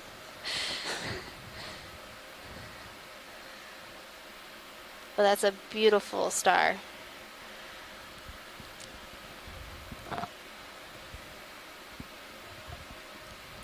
Could we get just one more snap Yeah, zoom on absolutely. one of those arms? Good Make video. sure we get a good idea of that patterning of the scales. Kind of looks like a giraffe patterning Yeah, on a it giraffe. does kind of look like a giraffe pattern. I know some of these characters can be useful in identifying these types of starfish, so it's good to get a good visual, especially since we won't be able to collect this specimen. Yeah. All right. All right, I think thank that's you, good. pilot. Yeah, give it a come on. When you're clear. Thank you. We'll keep moving.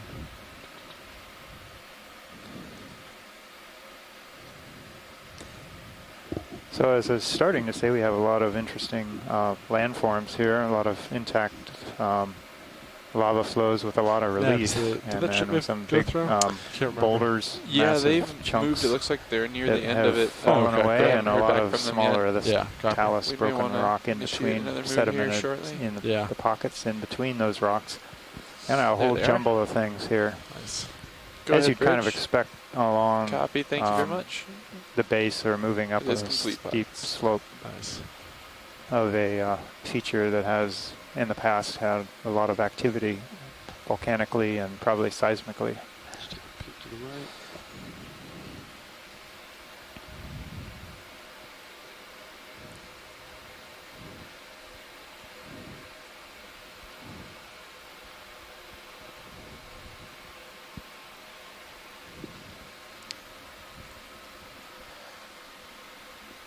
So again, more hemicralium, more Chrysler,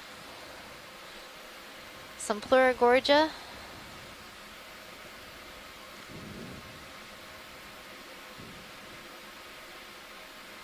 I see another Alternatipathes, a pair of them actually on this rock.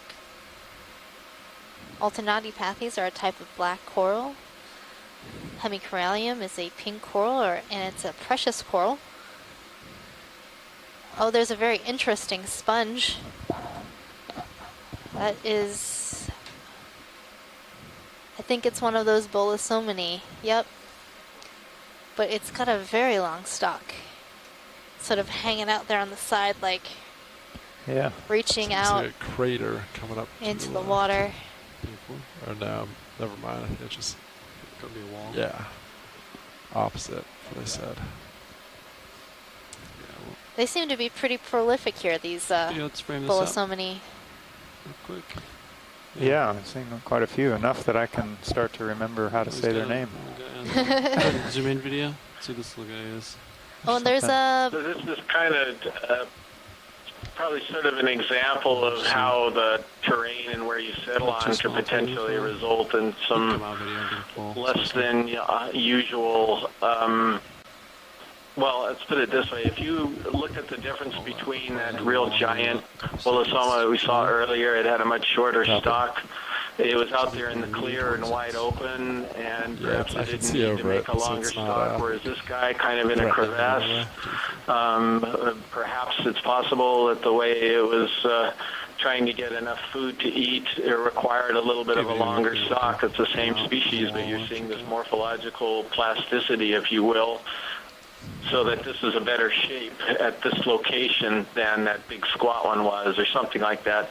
I'm not sure I said that right, but you get what I was trying to point out? Yeah.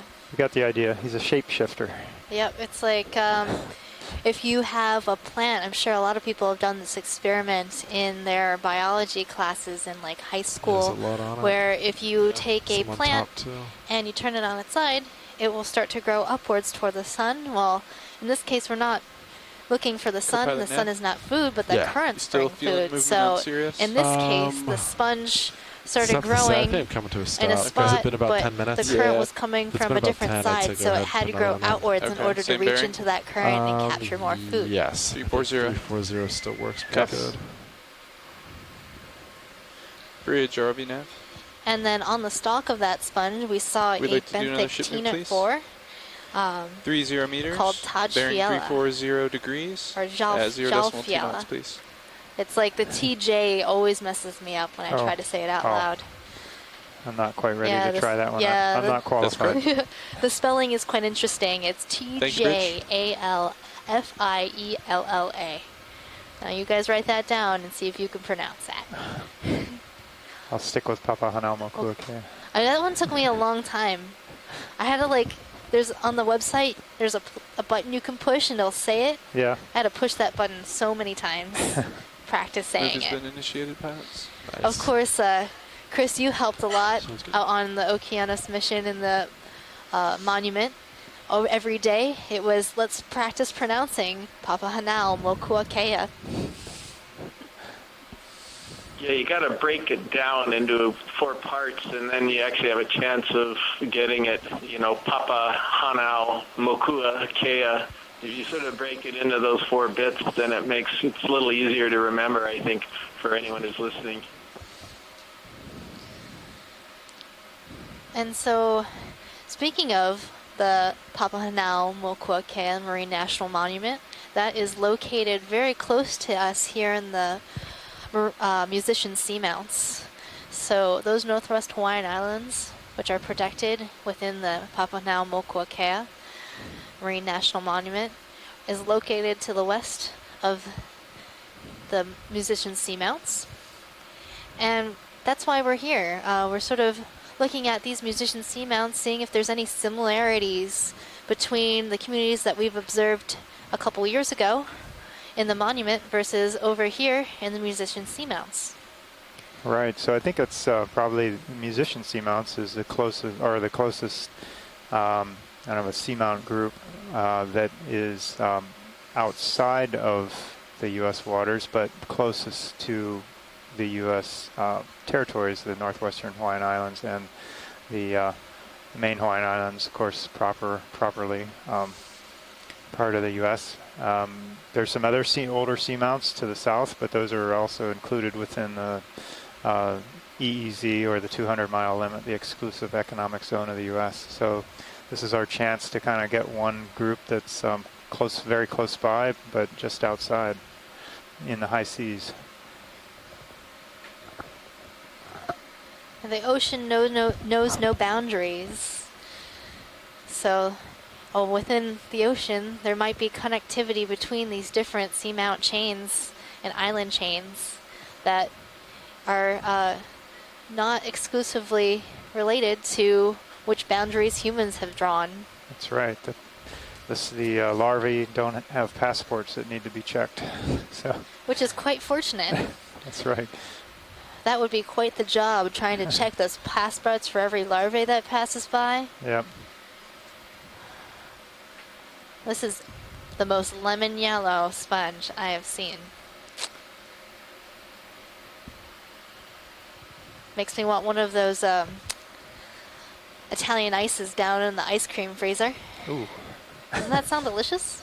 I don't know. It's a little cold in here right I know, now. it is cold in here. Maybe some coffee.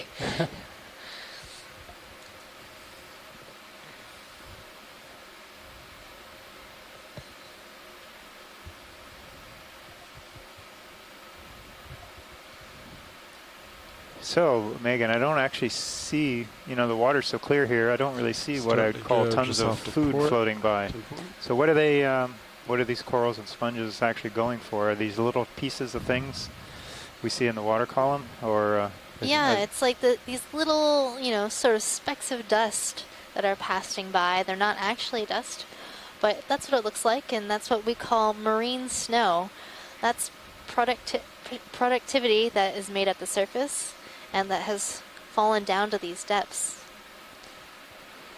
So that's a pretty slow and dispersed process by the time it gets down here, because I think there's a lot of things that eat it on the way, right? Exactly. So Maybe we can attempt this food in the movie. deep sea is Possible quite zoom limited. in.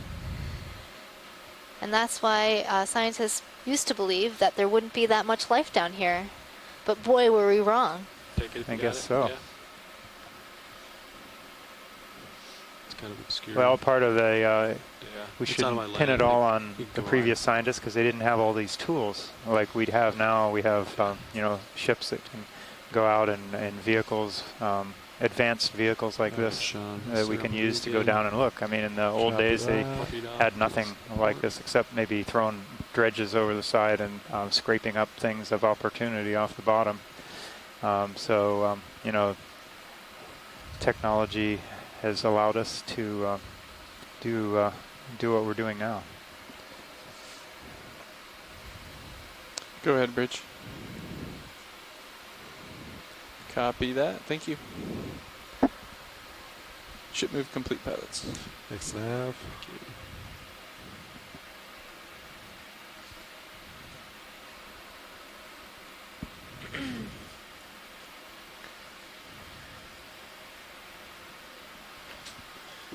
Ooh, another big sponge.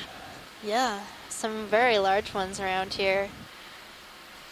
You know, I also think it's really interesting how the community here is relatively consistent. We see, you know, some diversity, but we're consistently seeing similar species. So we're seeing a lot of Hemicorallium, a lot of Gorja, a lot of these Bolosomini sponges.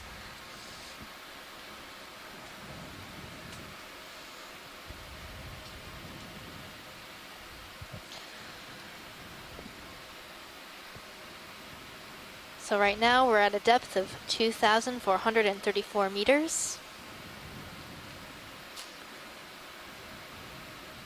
Les Watling made an observation that everything is big here, and he asked if there have been any babies or small colonies. Well, I'm not sure what I guess I'll leave that one to Megan as far as if some of these smaller colonies are actually young. Well, the thing is with the small colonies, when you have all these large colonies, it's hard to see the small ones. They get kind of blocked out from view. And a lot of these smaller coralliums are definitely younger than some of the larger fans that we've been seeing. But I haven't seen a lot of recruits, or those are those super small 1 or 2 polyp colonies speckled around in this area. Right, yeah.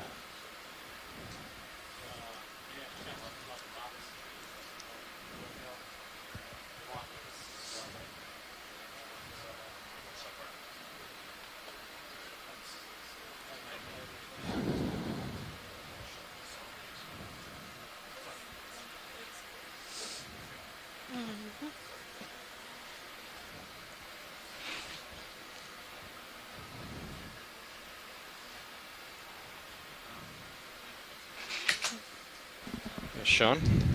Hey, Dan. So what's the scoop here? Just kind of going up slope. We fell a So little it looks like behind, we're going so through a pilot change, so we'll be floating here for just a moment. Please enjoy the beautiful view of these Bolosomini sponges. I think I have about 2 minutes to swing left. Okay. Yeah. And by that time, we might want to put another move in. Okay. What's the direction on that? We've been moving about 340. It's been about the last couple moves. Okay. It might start to rotate more west eventually. Okay. But so far 340 has been pretty good. Let's see, you've got bio samples. I think of both inners. Both inners are taken? Yeah, and I think both outers are open. And then you got a rock in your port forward. Okay. Double check with nav though. All right. And we have a piece fell into the forward starboard rock box. Can I see that? Bio sample. Are you trying to keep that, I imagine? Or is it part of what's already in the bio box? It's something different. Oh. Okay. So that'll come down to wash So for those of you just joining us, Carl said this he is might be Megan a couple Putz, minutes your late. biology He's at the lead. ops meeting, but he should be here soon. John Smith, your geology lead. We're coming to you live from the Okeanos Explorer. We are currently at a depth of 2,400 meters, diving on Sibelius Seamount in the Musician Seamount chain, located north of the Hawaiian Islands. one we couldn't get to, and the other one didn't quite get it. So if there's an easy opportunity, we might. We're seeing some great communities of chrysogorgid corals, hemicorallium, or corallidy corals. So the ship is stopped, but you think you're finishing up your swing? Yeah, so it stopped at 27. Sponges. So another minute, they'll get 5 minutes after, so it's about... This looks like a very dense community. Yeah. Okay. It's about 5 minutes for the move, 5 minutes delay. So about, I'm trying to do every 10 minutes. Seems to be keeping us on pace pretty good. It's pretty flat, but just rocky. Yeah, it got steep for a while, but now it's not as steep. I think I'm seeing another one of those actinostolidae bulb anemones on that large rock in front of us. Oh, like that big one we just saw? Yeah, like that big white one we just saw.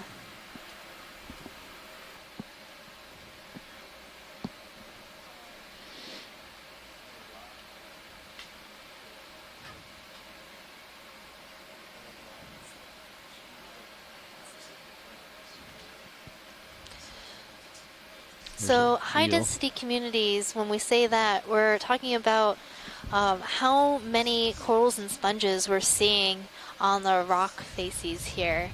So in a high density community in the deep sea, we're not calculating percent cover the same way we would do in a shallow coral community located in coral reefs, but more like... Got a fish down there. Oh yes, we do have a fish or eel. To the left. All right, we can go for partial zoom. But we're looking for high density, when we say high density communities, we're looking for something where we're seeing a lot of different types of coral or a lot of the same type of coral all in a very small area. There, and in that area, you have a lot of coral. I think we're blinding him. So this is a either an Iliophis or, yeah, I think it's an Iliophis. It's a type of synaptobranchid eel. So an eel in the family Synaptobranchidae. The common name for this type of eel is arrowtooth eel. Next to a shrimp. Go in tighter if and you that want, is if you a, can. Let's see, I think it might be a Nematocarcinus shrimp. Okay, is that enough for you, watch lead? Yes, that's a great view of the seal. So what do they eat? Do you know? You can pull out. I'm assuming they would eat small crustaceans. Thank you. Like that shrimp Pilot there. snap. Yeah. He just swam by the shrimp. So it looks like Maybe he's not that's hungry. 6 minutes Yeah. since we stopped moving. And that shrimp looked a bit big for this eel. Ship stop moving? Maybe yes. he just doesn't like seafood. Okay. Maybe yeah, not. I don't were know if saying he has much 340. choice in Does the that matter, agree with since he what does High live in the sea. estimates? It looks like it. And if he was a Yeah, I little would bit closer say, to the surface, During the pass maybe off, that eel Sean could just pointed enjoy out some that of our in my sonar I should probably scraps turn that go to port overboard 10 or after 15 to meal port, time. yeah. Okay. So Maybe. IPAC's showing 314 to the waypoint. 314. Yep. Yeah, but actually you can see that, like, A couple if it were days centered ago, on we the ridge, saw it would a be really there. Yeah. awesome shark well, I can and try. its You're already over there associates anyway. Why don't I turn to center you? Sure. swim So by when the centering on the ridge ROV would be was being recovered. 300 approximately. Okay, that might be I've got some exactly. It was an returns oceanic on white-tip my shark. sonar. And it was accompanied by some pilot fish 330, and yeah. mahi-mahi. Why don't we try that? Yeah, I believe that will, no, I'm at that's in one of the daily videos that 320 will lines, yeah, eventually 320, soon probably yeah. be Okay. posted on Yes. our website. So if not 320, already. should we do it? We've It's been doing probably 30 meter that'll- moves. Yeah, if not today or Yeah, in a couple sure. days, will be Okay. posted on our website. 30 meter move at 320. All right. I'll call it in. Sounds good. And Carl, we're looking for a small orange starfish, apparently. Gotcha. Okay.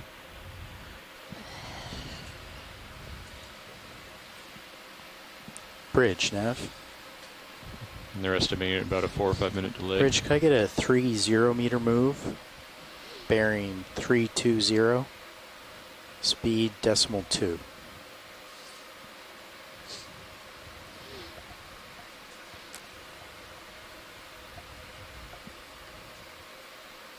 Good copy, Bridge. Thank you. I'm coming down a bit, Carl. Gotcha.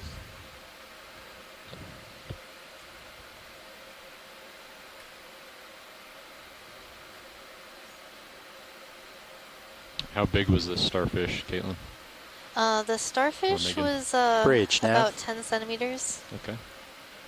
So with the lasers.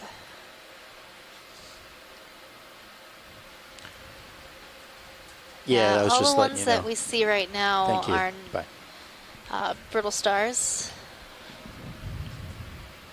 We're looking for cookie star that's orange. It seems to like to keep the ends of its legs sort of curled up just a bit. Chris Mall called in earlier. He thought it might be a new family that we have not seen. Or maybe a new species of goniastrid. We've seen, I think, 2 or 3 this dive, so we're hoping to find one in a more opportune place to be collected. Sorry, Nav, did you call that move in, or are they? Yep, we're moving. We're underway. Cool. And that was at 00337? That was a 320. These Right. brittle The stars seem time. quite Just common curious. in this area. Oh, 36. 36, okay, cool. Oh, Oh, there's one. is that it? Yeah, I think that might be it. Let's do a quick zoom and verify.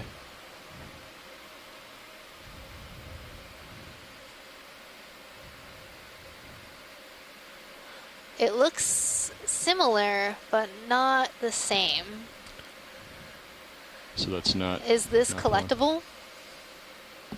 Or is it sort of in a weird place? Let's zoom out. I was hoping that that rock might be loose, but it looks pretty possible. in place. We would want to stop the ship now. Right. Let's make sure they want it. Would you grab it with your jaws gently? I think so. Yeah. Cradle it. You watch my swing arm. Maybe the lowers are in. The upper port though? Is it the? Yeah, I'll keep an eye on it. I can. Should I go ahead and call easy stop right now, just in case?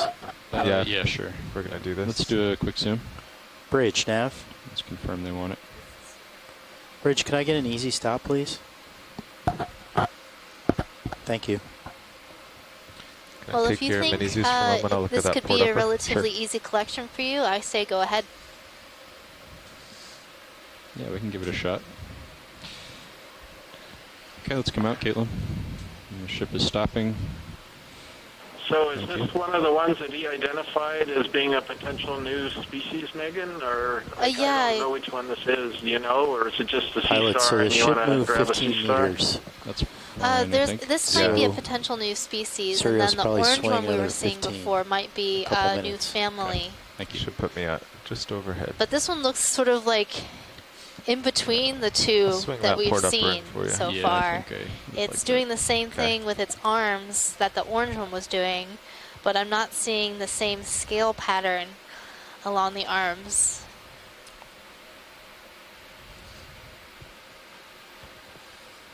Of course, Chrisma was saying that the goniastrid, or cookie stars from this depth, aren't very well known, and pretty much the identification for them at this point is just a family. Okay, hydraulics are on. I'll get your mini Zeus back. And if you can help us keep an eye on the Sirius camera while we put mini Zeus up on the main screen. Copy. So I'm not gonna be able to open the drawer. No, you'll have to. So I have to take cradle off. it and then come up. Yeah. And then I think both inner boxes are taken. Yes. Probably go for port outer. Is there anything in the port bio box, Megan, that you're afraid will swim away or float away if we open that box? The port has the first coral we collected. I don't think it'll swim away. Is it but a floater? It was quite large, and when we closed the box, it did sort of bend a little bit. So open it slowly, I would say. Okay. Get the binder. I think it was brittle, not binder. floating. The binder. Thank you. Okay. Thanks, Andy.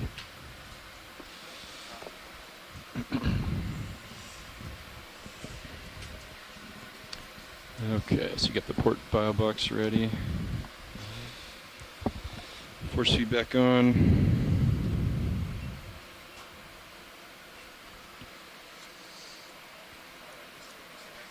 Go ahead, Bridge. Pots look stable. Yeah, I was really hoping one of these stars would be on a rock. Copy that. So how much are you hoping to change? A klepto rock. Klepto, yeah, well, he'd probably vacate 250, the rock. so that's a 25 degree change. Hold Next on. out, hydraulics coming on. Stand by, Bridge, for one moment. What did they say?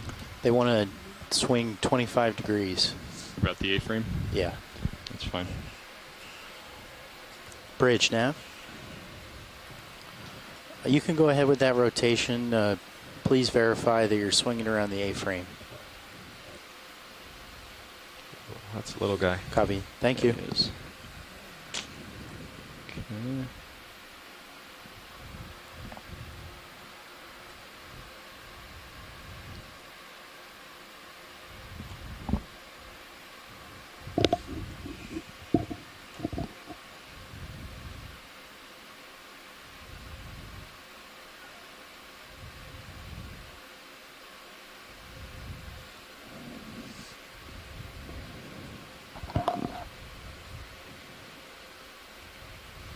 Go ahead, Bridge.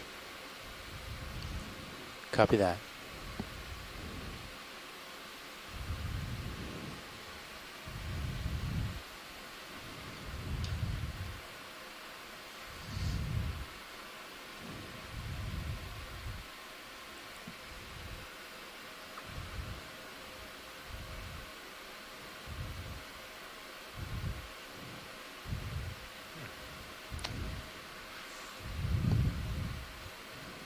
Looks like you got him.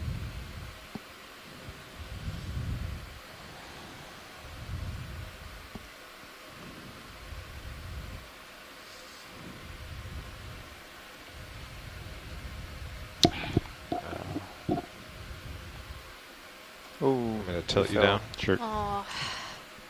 I think we can get him. I'm just might need to pinch him a little bit. I'm just hoping not to, but yeah. I think we're gonna have to. Do you want to back up a little bit? Yeah.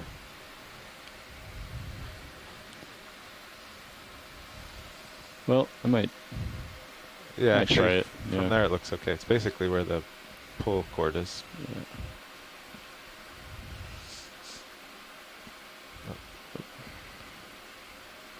It's kind of down between two rocks.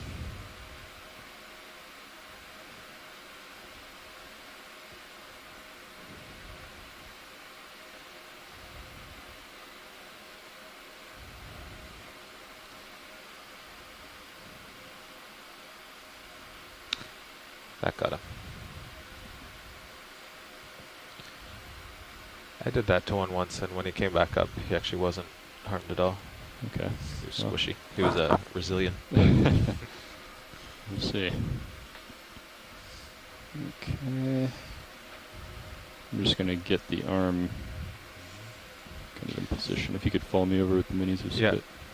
I was just gonna ask. There you go. Thank you. Get it more or less in position here. Okay, we'll leave it there. Okay. Alright, if you could help me keep an eye on that boulder to the port side, Andy. I'm gonna come up. I'm gonna try to come up well above it, so you might need to come up on Sirius as well. Okay. Do you want to go to Sirius view to navigate you around? Sure. Yeah. Okay, coming out of autos. I'll leave auto heading in actually. Come up off the bottom. Delta 21. Okay, coming up.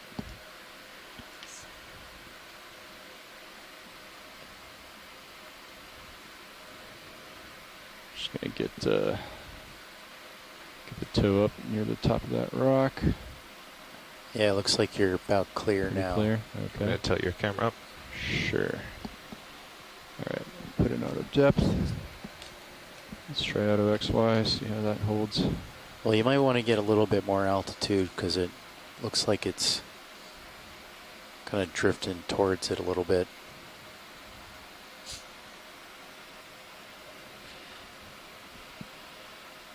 Seems pretty good. Okay, seems like it's holding for now. And if you could just keep an eye on it, let me know if we drift. Copy. Great. Okay, ready for draw? Let's do it.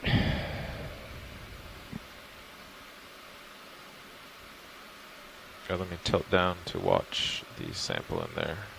There we go. Yeah, there's a little bit sticking out there.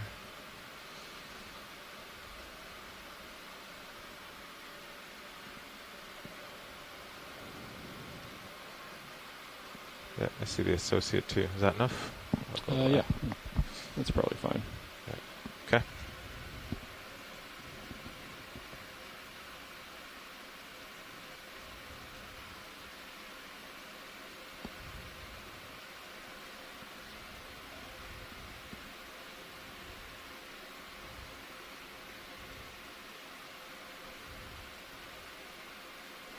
There he goes.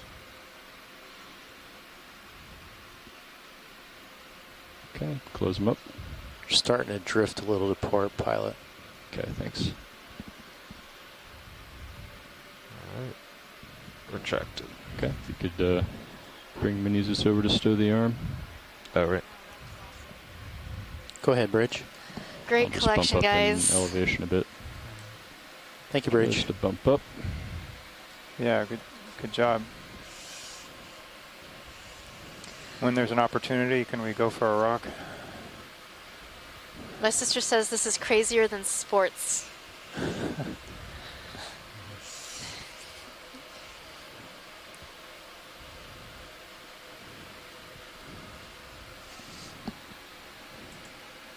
Okay, arm hydraulics are secure.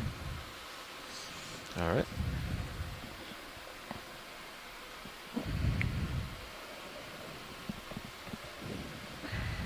Thanks, Andy. Yep. All right. So, Chris, are you still on the line?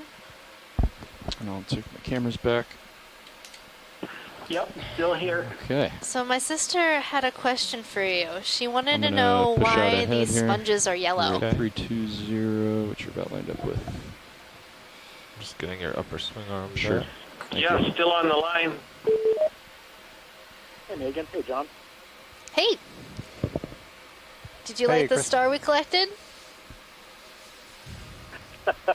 I came back from dinner, and I'm just now seeing it happen. I think that anything collected from the steps, from this family, will be new in some way. So, Pilot snap. Go ahead. and So I think we should be settled I'm out just from now that seeing move. the drawer open, so Okay. Well, I think they want a rock. Goniastrid? Yeah. Maybe just Yep, grab it it's a here. goniastrid, in this and area? we were able So to we collect have it 25 successfully. It minutes looks to left be on in bottom. pretty great shape, even though we had to pinch it just a little bit to make sure it wouldn't fall out. It fell out of the claw the first time we grabbed it, but it was very That's okay. well done. The identifying characters can be made off of one of Rocks the down 5. here, maybe. 23 minutes left, co-pilot. Echinoderm is to mess up 1/5 of it.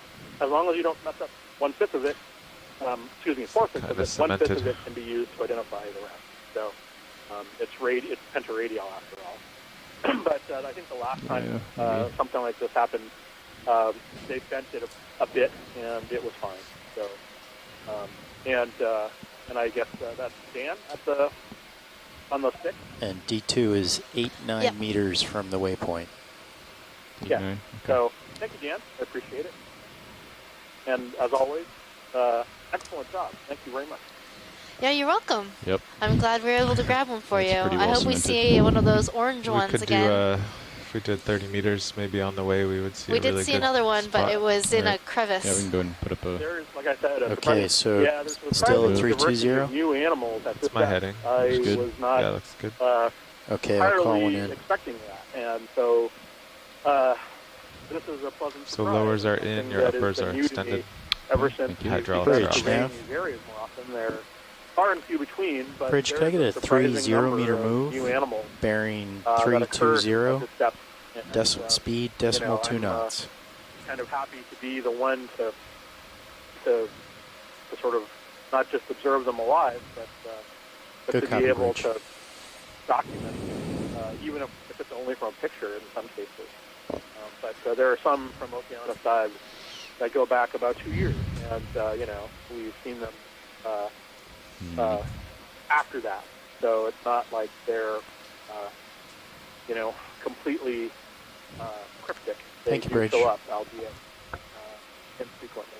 So I'm very happy that you're keeping an eye out for it. Also, I have a Zoom note past here. the skid, Caitlin.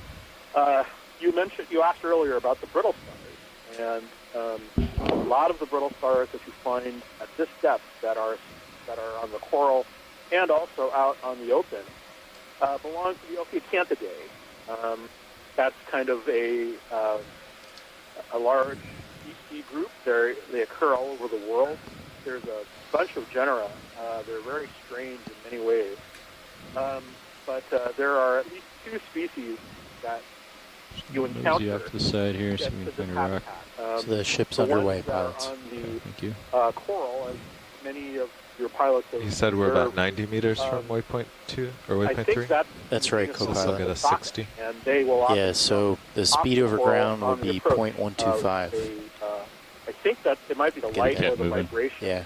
Okay. But Might get there. they seem to What's do the that speed as we're soon doing as now? they come into view. 0.2. There's Okay. a second species, possibly even a second genus, Coming down a little of bit, Carl. Okeacanthus that's Okay. larger, and they live out in the open. There's And some so you're seeing, I candidates. saw a bunch of those just a moment ago. Maybe. And so there are 2, I think conservatively speaking, there are at least 2 different species which live in different habitats So we'd have to use out the on port the rock open, box. and others which live on the Sure. as associates on the Yeah, the coral, starboard on the is... octopus. There's a coral in there. And they probably live in Maybe you want to weigh it down, though. You want to do a quick zoom here, Caitlin? a lot of diversity in brittle stars Yeah. in this area. A lot of it you're not able to really appreciate until You want a closer have, look, Megan, or sort of the Yes, animals in please. front of you, Okay. sort of finer detail. is that the one we were looking Anyway, for? I think that is the one we're looking for. So, Chris, just in a Zoom few out. moments, you'll be seeing another one of these sort of orange Should we do an easy stop with the stars ship? that we saw earlier. I think I need a little more. We're going to get a closer No. view for you. Oh, I guess you're up pretty high. Looks like I'm I will far hang ahead on. of you. Yeah, but I'll have 4 minutes of swing. The to starfish go, are right? loving us Yeah, today. we so far we moved 15 They look rather meters. inviting. Okay, let's do it then. All right, I'll call it an I'm easy sure they're stop. saying these are not the sea Bridge stars now. you're looking for. Bridge, can I get an easy stop, please? Thank you. There's, I think, as they noted on the last cruise, an inverse relationship between my presence and the frequency which you So discovered. I turned sea to stars. face you a little more. And I had stepped away. The moment I've come back, I'm sure they'll just go scurrying back. into Co-pilot, mine. Yeah. The Like you log went to lunch and indicates then that there's a geo sample Chris in the had to run port down and try to forward. grab you. Oh, is there? We saw a star. There should be. Everybody hang on. So yeah, you're a little far out there now, but I think in that The fact 15 that that meters. happened yeah, so I should regularly move was 15. almost kind of painful. Yeah. It was like almost every day. It's like nothing. Yeah. Lunchtime. There's a little All in the of the overhang there. Let's stars. do a zoom in. Yes. Well, like I said, I was Yeah, he'll be a little trickier. And then if he falls, he'll fall down in a hole. eating dinner and watching television. We'll Yeah, I pinch think him. this is I it. heard Do you want to go for a collection? on the background. I think we might want to collect this. Okay, let's come out, Caitlin. And it looks like it might be on this coral. On this coral. Yeah, We'll there's like a see. coral behind it. So tell me when when it comes to view for you, Chris, and let us know if you want this us is to gonna be try to trickier. grab Well, it. we're starting. I Yeah. see it's on the ledge. Not really. It's, to the left think of that. I can big, try it. Sponge. Yeah, I Yeah, like the so way it's you're on this turning, little rocky so you can come outcrop. at it from the side, a little further away. Something like And this. it's that orange one that we saw that you said might be a new family. And it has these really, it has these really long arms, and there's a interesting scaling pattern on the arms that looks really different to me. So we'll go for the starboard outer box, and we'll have to do the same thing and come up. Well, I see the animal you're looking at, but I'll take your mini. Okay, so Hydraulics are on. All right. Oh, starboard outer. Oh, you're going to tuck it under there? I'm going to have to. Yeah, that's the only one open. Unless, I mean, I could put it in the port with the coral, I mean. Or yeah, with the other star. The two stars can live together. They can? Okay. Yeah. Okay. We'll find out what they're doing on the surface. They can be friends. Okay. I don't think they'll eat each other. That's good. Okay, so I'll do monitor right. Is that okay, Chris? If we put the two stars next to each, yeah, if we put the two stars together. Yeah, the only time two stars don't get along is if one of them is a philasterid. Okay. What did Chris say? You get a sun star. You see these occasionally, but they're... He said that they should get along just fine. Okay.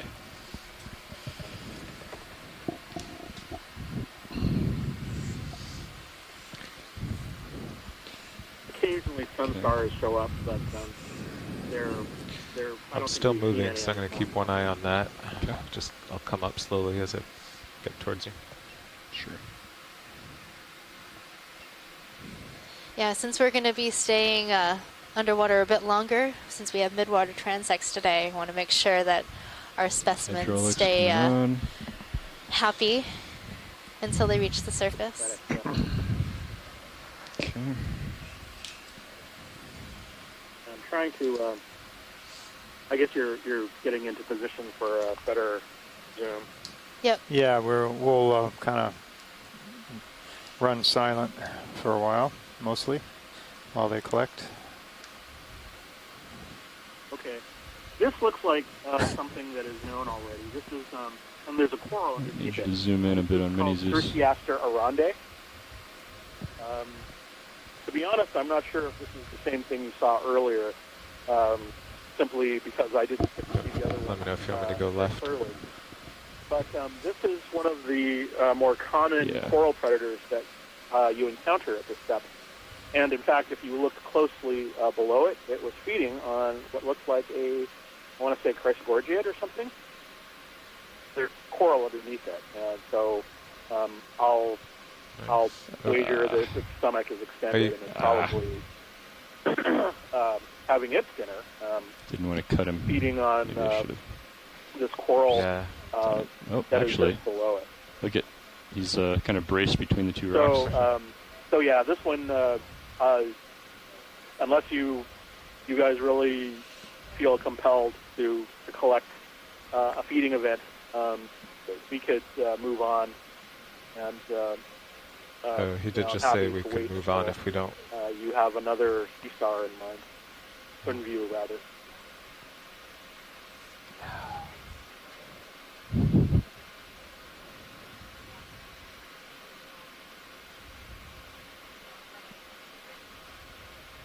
I see you're collecting it already.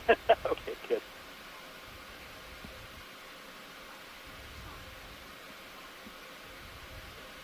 Nice. You just have one arm pinched.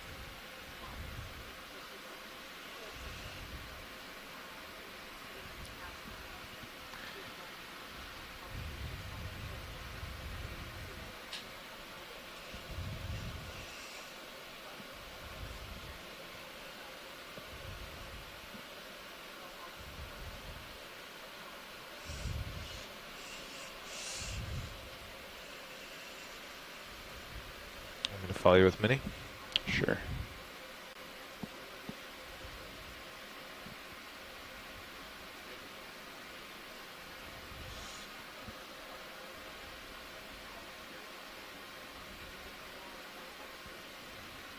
Okay, we'll give it right about there.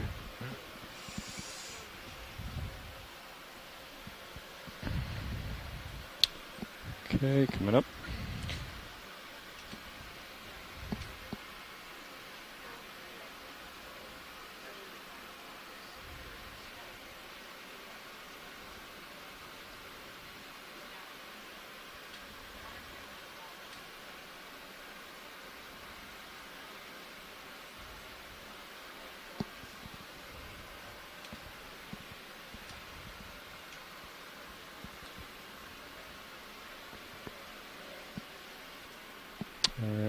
have. Ready?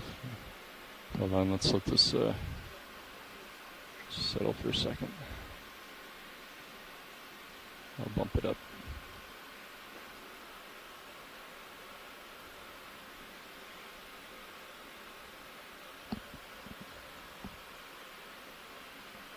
Are you in auto depth or auto altitude? Auto depth. I just bumped it up on the stick though. Just yeah. Okay. All right, Andy, if you could help us keep an eye on that, we'll get it stowed here as quick as you can. Okay, ready? Yep. Will do.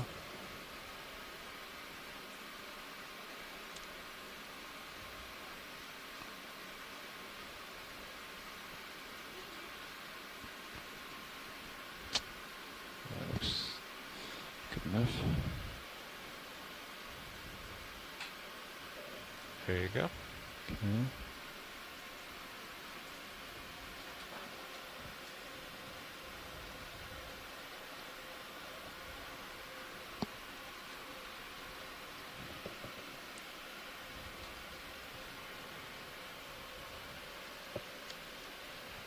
Okay. Okay, following you around. Great.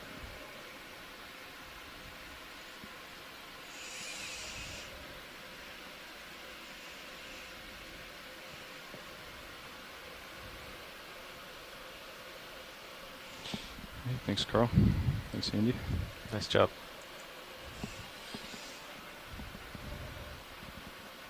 Yeah, it was cramped.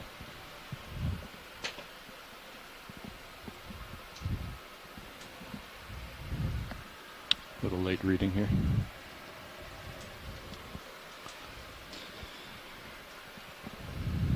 Okay, take mini Zeus back and come out of autos. All right. So Chris Marr, are you still on the line? Toward 320. Copy that, another 30 meters. Yeah. Thank you. Yes, we have collected that Bridge, star, Nav. and that is our final collection for today. Bridge, could I get a 30 meter move? Identification should I put down Bearing for it? 320. Right here. Speed decimal 2. Back to 320. Okay, Circeaster. Sounds great. Yeah, I think it might be close to something called a ronde, but Good I'll copy, need to Bridge. verify. Thank you. Well, thank you. I'm glad I could grab a couple stars for you today. Thank you very much, and thank you. Was that Dan who collected it? Mm-hmm. I think so. All right. Thank you, Dan. Yep, we're wishing upon a star right now. Thank you very much, and have fun with the midwater. I just remember that one I collected that looked like it was going to squish but didn't. I was actually promised a strawberry rhubarb pie for doing that. Rhubarb season is long over and I never saw this pie. Huh. Well, maybe it was figurative. I took it literally.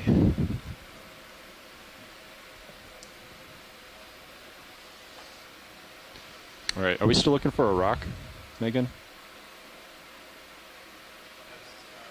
Or John?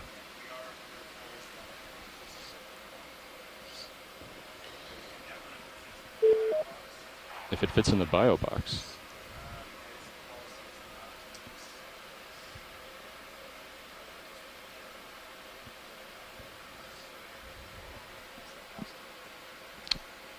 How big is that rock in the port side? Because if it's small enough, it might be able to fit another one in there. Did it look like it was filling the whole box?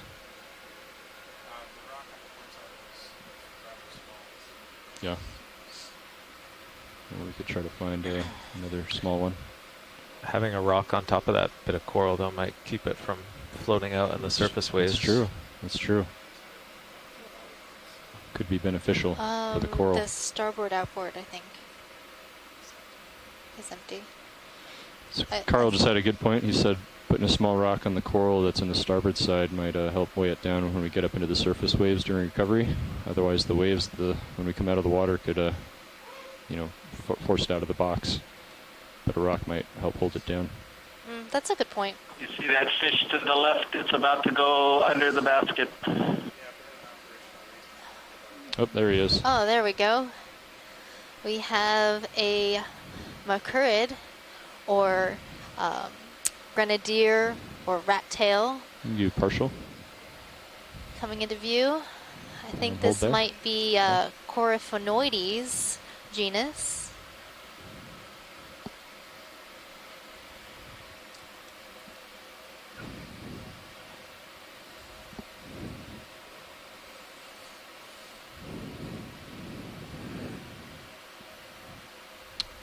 Go tighter and I'll pan over.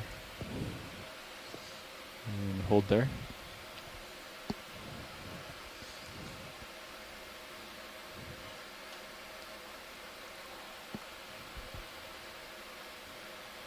So on this fish, I'm seeing a little barbel on the chin. He's got a little chin hair. And that's pretty typical of Coryphonoides. And he has both a large dorsal. What's he gonna do? Bumped into the coral. That is a Bathypathes black coral.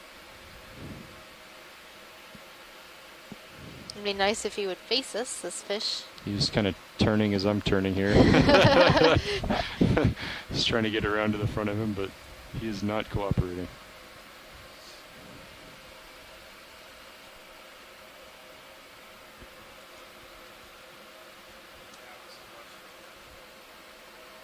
Okay, we can come out, Caitlin.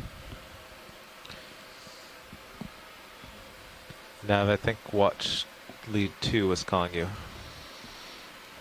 Thank you, co-pilot. Go ahead, watch lead 2.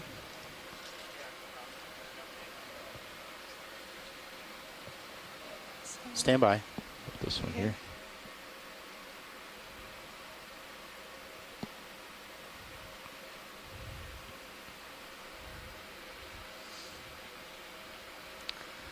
Pilot, can we zoom on that yellow up in the left corner? I'm just gonna try to give this little rock a bump. Okay.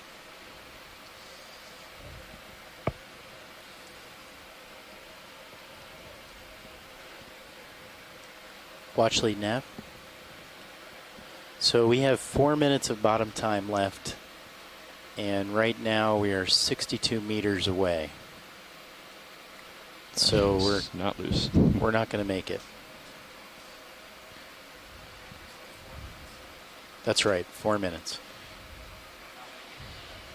6-2. Can you hit it with more than 9,000 pounds? I can try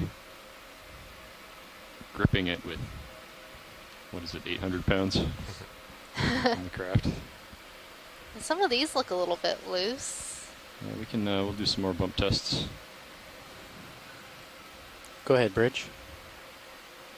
Thank you, Bridge. Pilots, so we have 4 minutes of bottom time. Okay. And that move just completed. So Okay, Sirius is so- going to be swinging. Yeah, and that's about all I'll have for today. So I'm just going to try to find a loose rock here.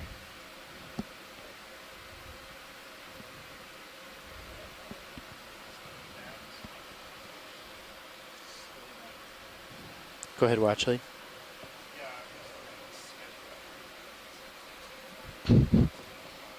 Nope. Oh, I just knocked a polychaete out. You want to zoom in? Say again, Watchley. So we're looking Nice. at a swimming polychaete. It's going It's off. using its little kitty to swim away. It might be Stand in by. the Let me genus, investigate that, Watchley. Swimma. Thank you for bringing that to my attention. And there's a Relicanthus, that anemone sort of shaped animal that just is in the screen. So, It's not actually an anemone. so Megan, I'm looking for rocks, but I'm happy to zoom in on any biology if we need to, but we're a little short on time. Okay. Yeah, enough? Yeah, I don't have I don't have the time at 50 meters. Is it? Was it 18:30 today? 18:30, yeah. I think now is correct because it'll take us about 50 minutes to get to 900 meters, and then we have 10 10-minute transects and 10 10-minute ascents.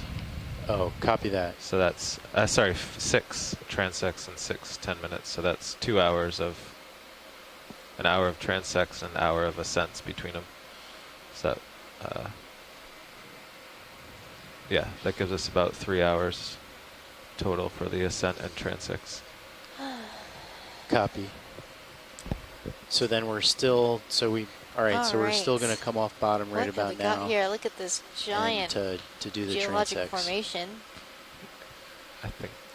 So right now we've got pretty solid. 2 hours to get to 50 meters. But there are some crumbly rocks near the base. 3 hours, you mean? We're hoping 3 to hours. pick up another rock sample. Counting the ascent at 30 meters a minute from where we are right How now. far away for our final waypoint are we? Exactly.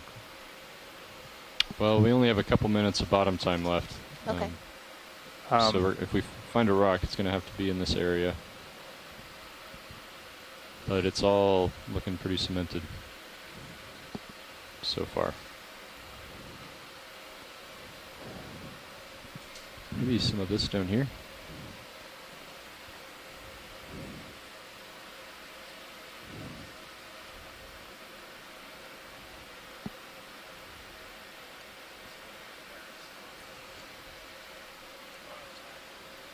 That dark one center looks good. Like down at 5 o'clock. There's the one on the right, or I'm sorry, the one on the left that looks loose too. Looks kind of yeah, I thought we had more time on bottom.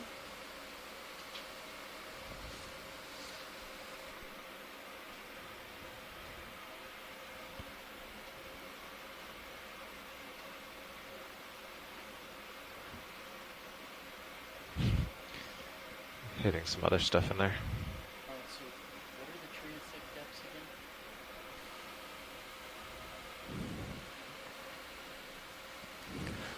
Co-pilot, what were the transect depths again? 9 to 3 every 100. But they were going to refine them with the EK60. But we have an hour to get to 900, so. Okay, 900 meters to 300 meters. Yeah. Copy. And then we wanted to do 1 every 100 meters or so. Yes. And then how long were we gonna pause? Are we gonna go 10 meters a minute through those depths? Yes. Okay. Looking up, that's why it takes 100 meters, then takes 10 minutes. Right. Well, right now we are just hoping to find the rock to hold down our volunteer specimen on Hemicorallium that happened to just fall into our rock box when we were looking at this little patch on the left side. sea star earlier. Nothing there. Maybe we'll just pull up. But we only have a few more minutes of bottom time left, and then we will begin our midwater transects. So for those of you who are interested in finding out about the largest biome on the planet, please do stay tuned as we make our way to the water column. I'm spinning to follow you. Okay. Are you still moving, or are you? No, I'm pretty sure I stopped here. Some of these look nice and hopefully loose, but I don't know if we can get down there.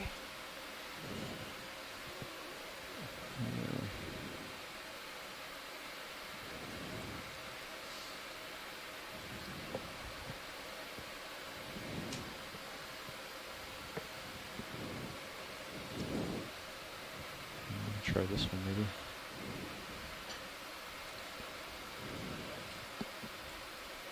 I'll start putting the swing arms away, maybe. Sure.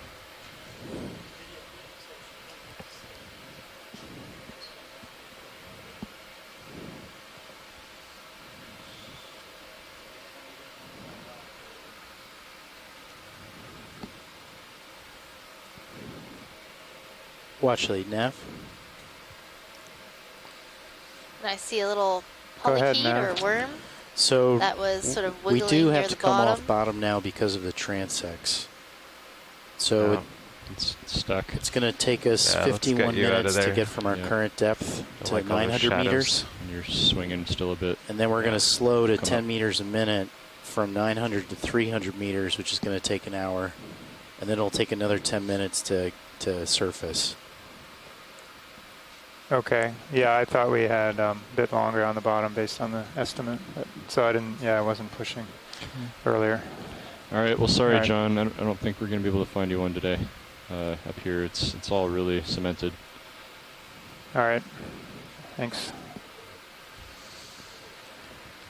Well, folks, enjoy your last view of the bottom. We have a fish coming into view as we're flying over this beautiful landscape of sponges and corals. What you see now are these large sort of mushroom-like or tree-like sponges in the family, subfamily Bolosomini.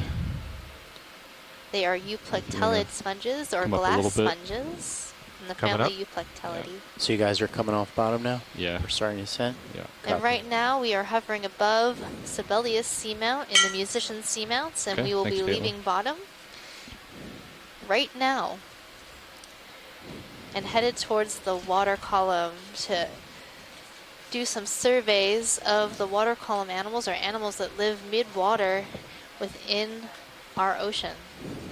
This is the largest biome on our planet, yet we know very little about it. So hopefully we'll see some great animals today as we make our way to the water column transect depths. Before you drive under? Yeah. We are currently at a depth of 2,400 meters. Okay. All right. So you turn starboard? Yep. Okay, you're at 20 meter delta. We will be conducting transects at 800, 700, 600, 500, 400, and 300 meters in depth. We might change these depths based on what we find on our sonar, our 8K60 data. That might show us where there are dense conglomerations of animals that we might be able to see. Hopefully joining us from shore are going to be some water column experts to help us with the identification of the animals we'll see here. All right. Driving forward. Okay.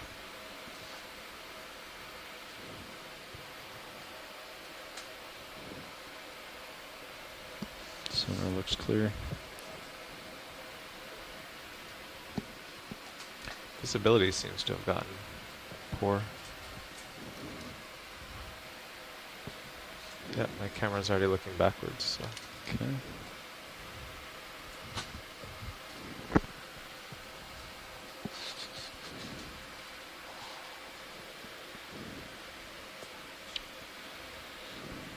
All right. Pushing ahead. Starting to come up. Got you in my tail cam. Yeah, I've got you in my PTZ here.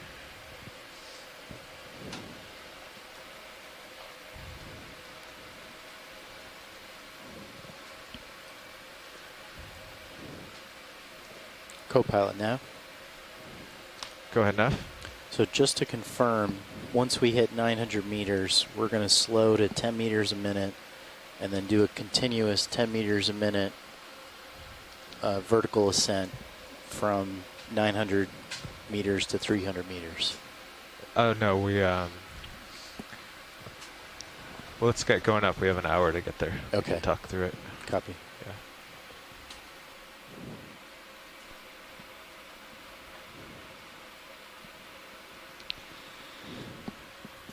Okay. All right.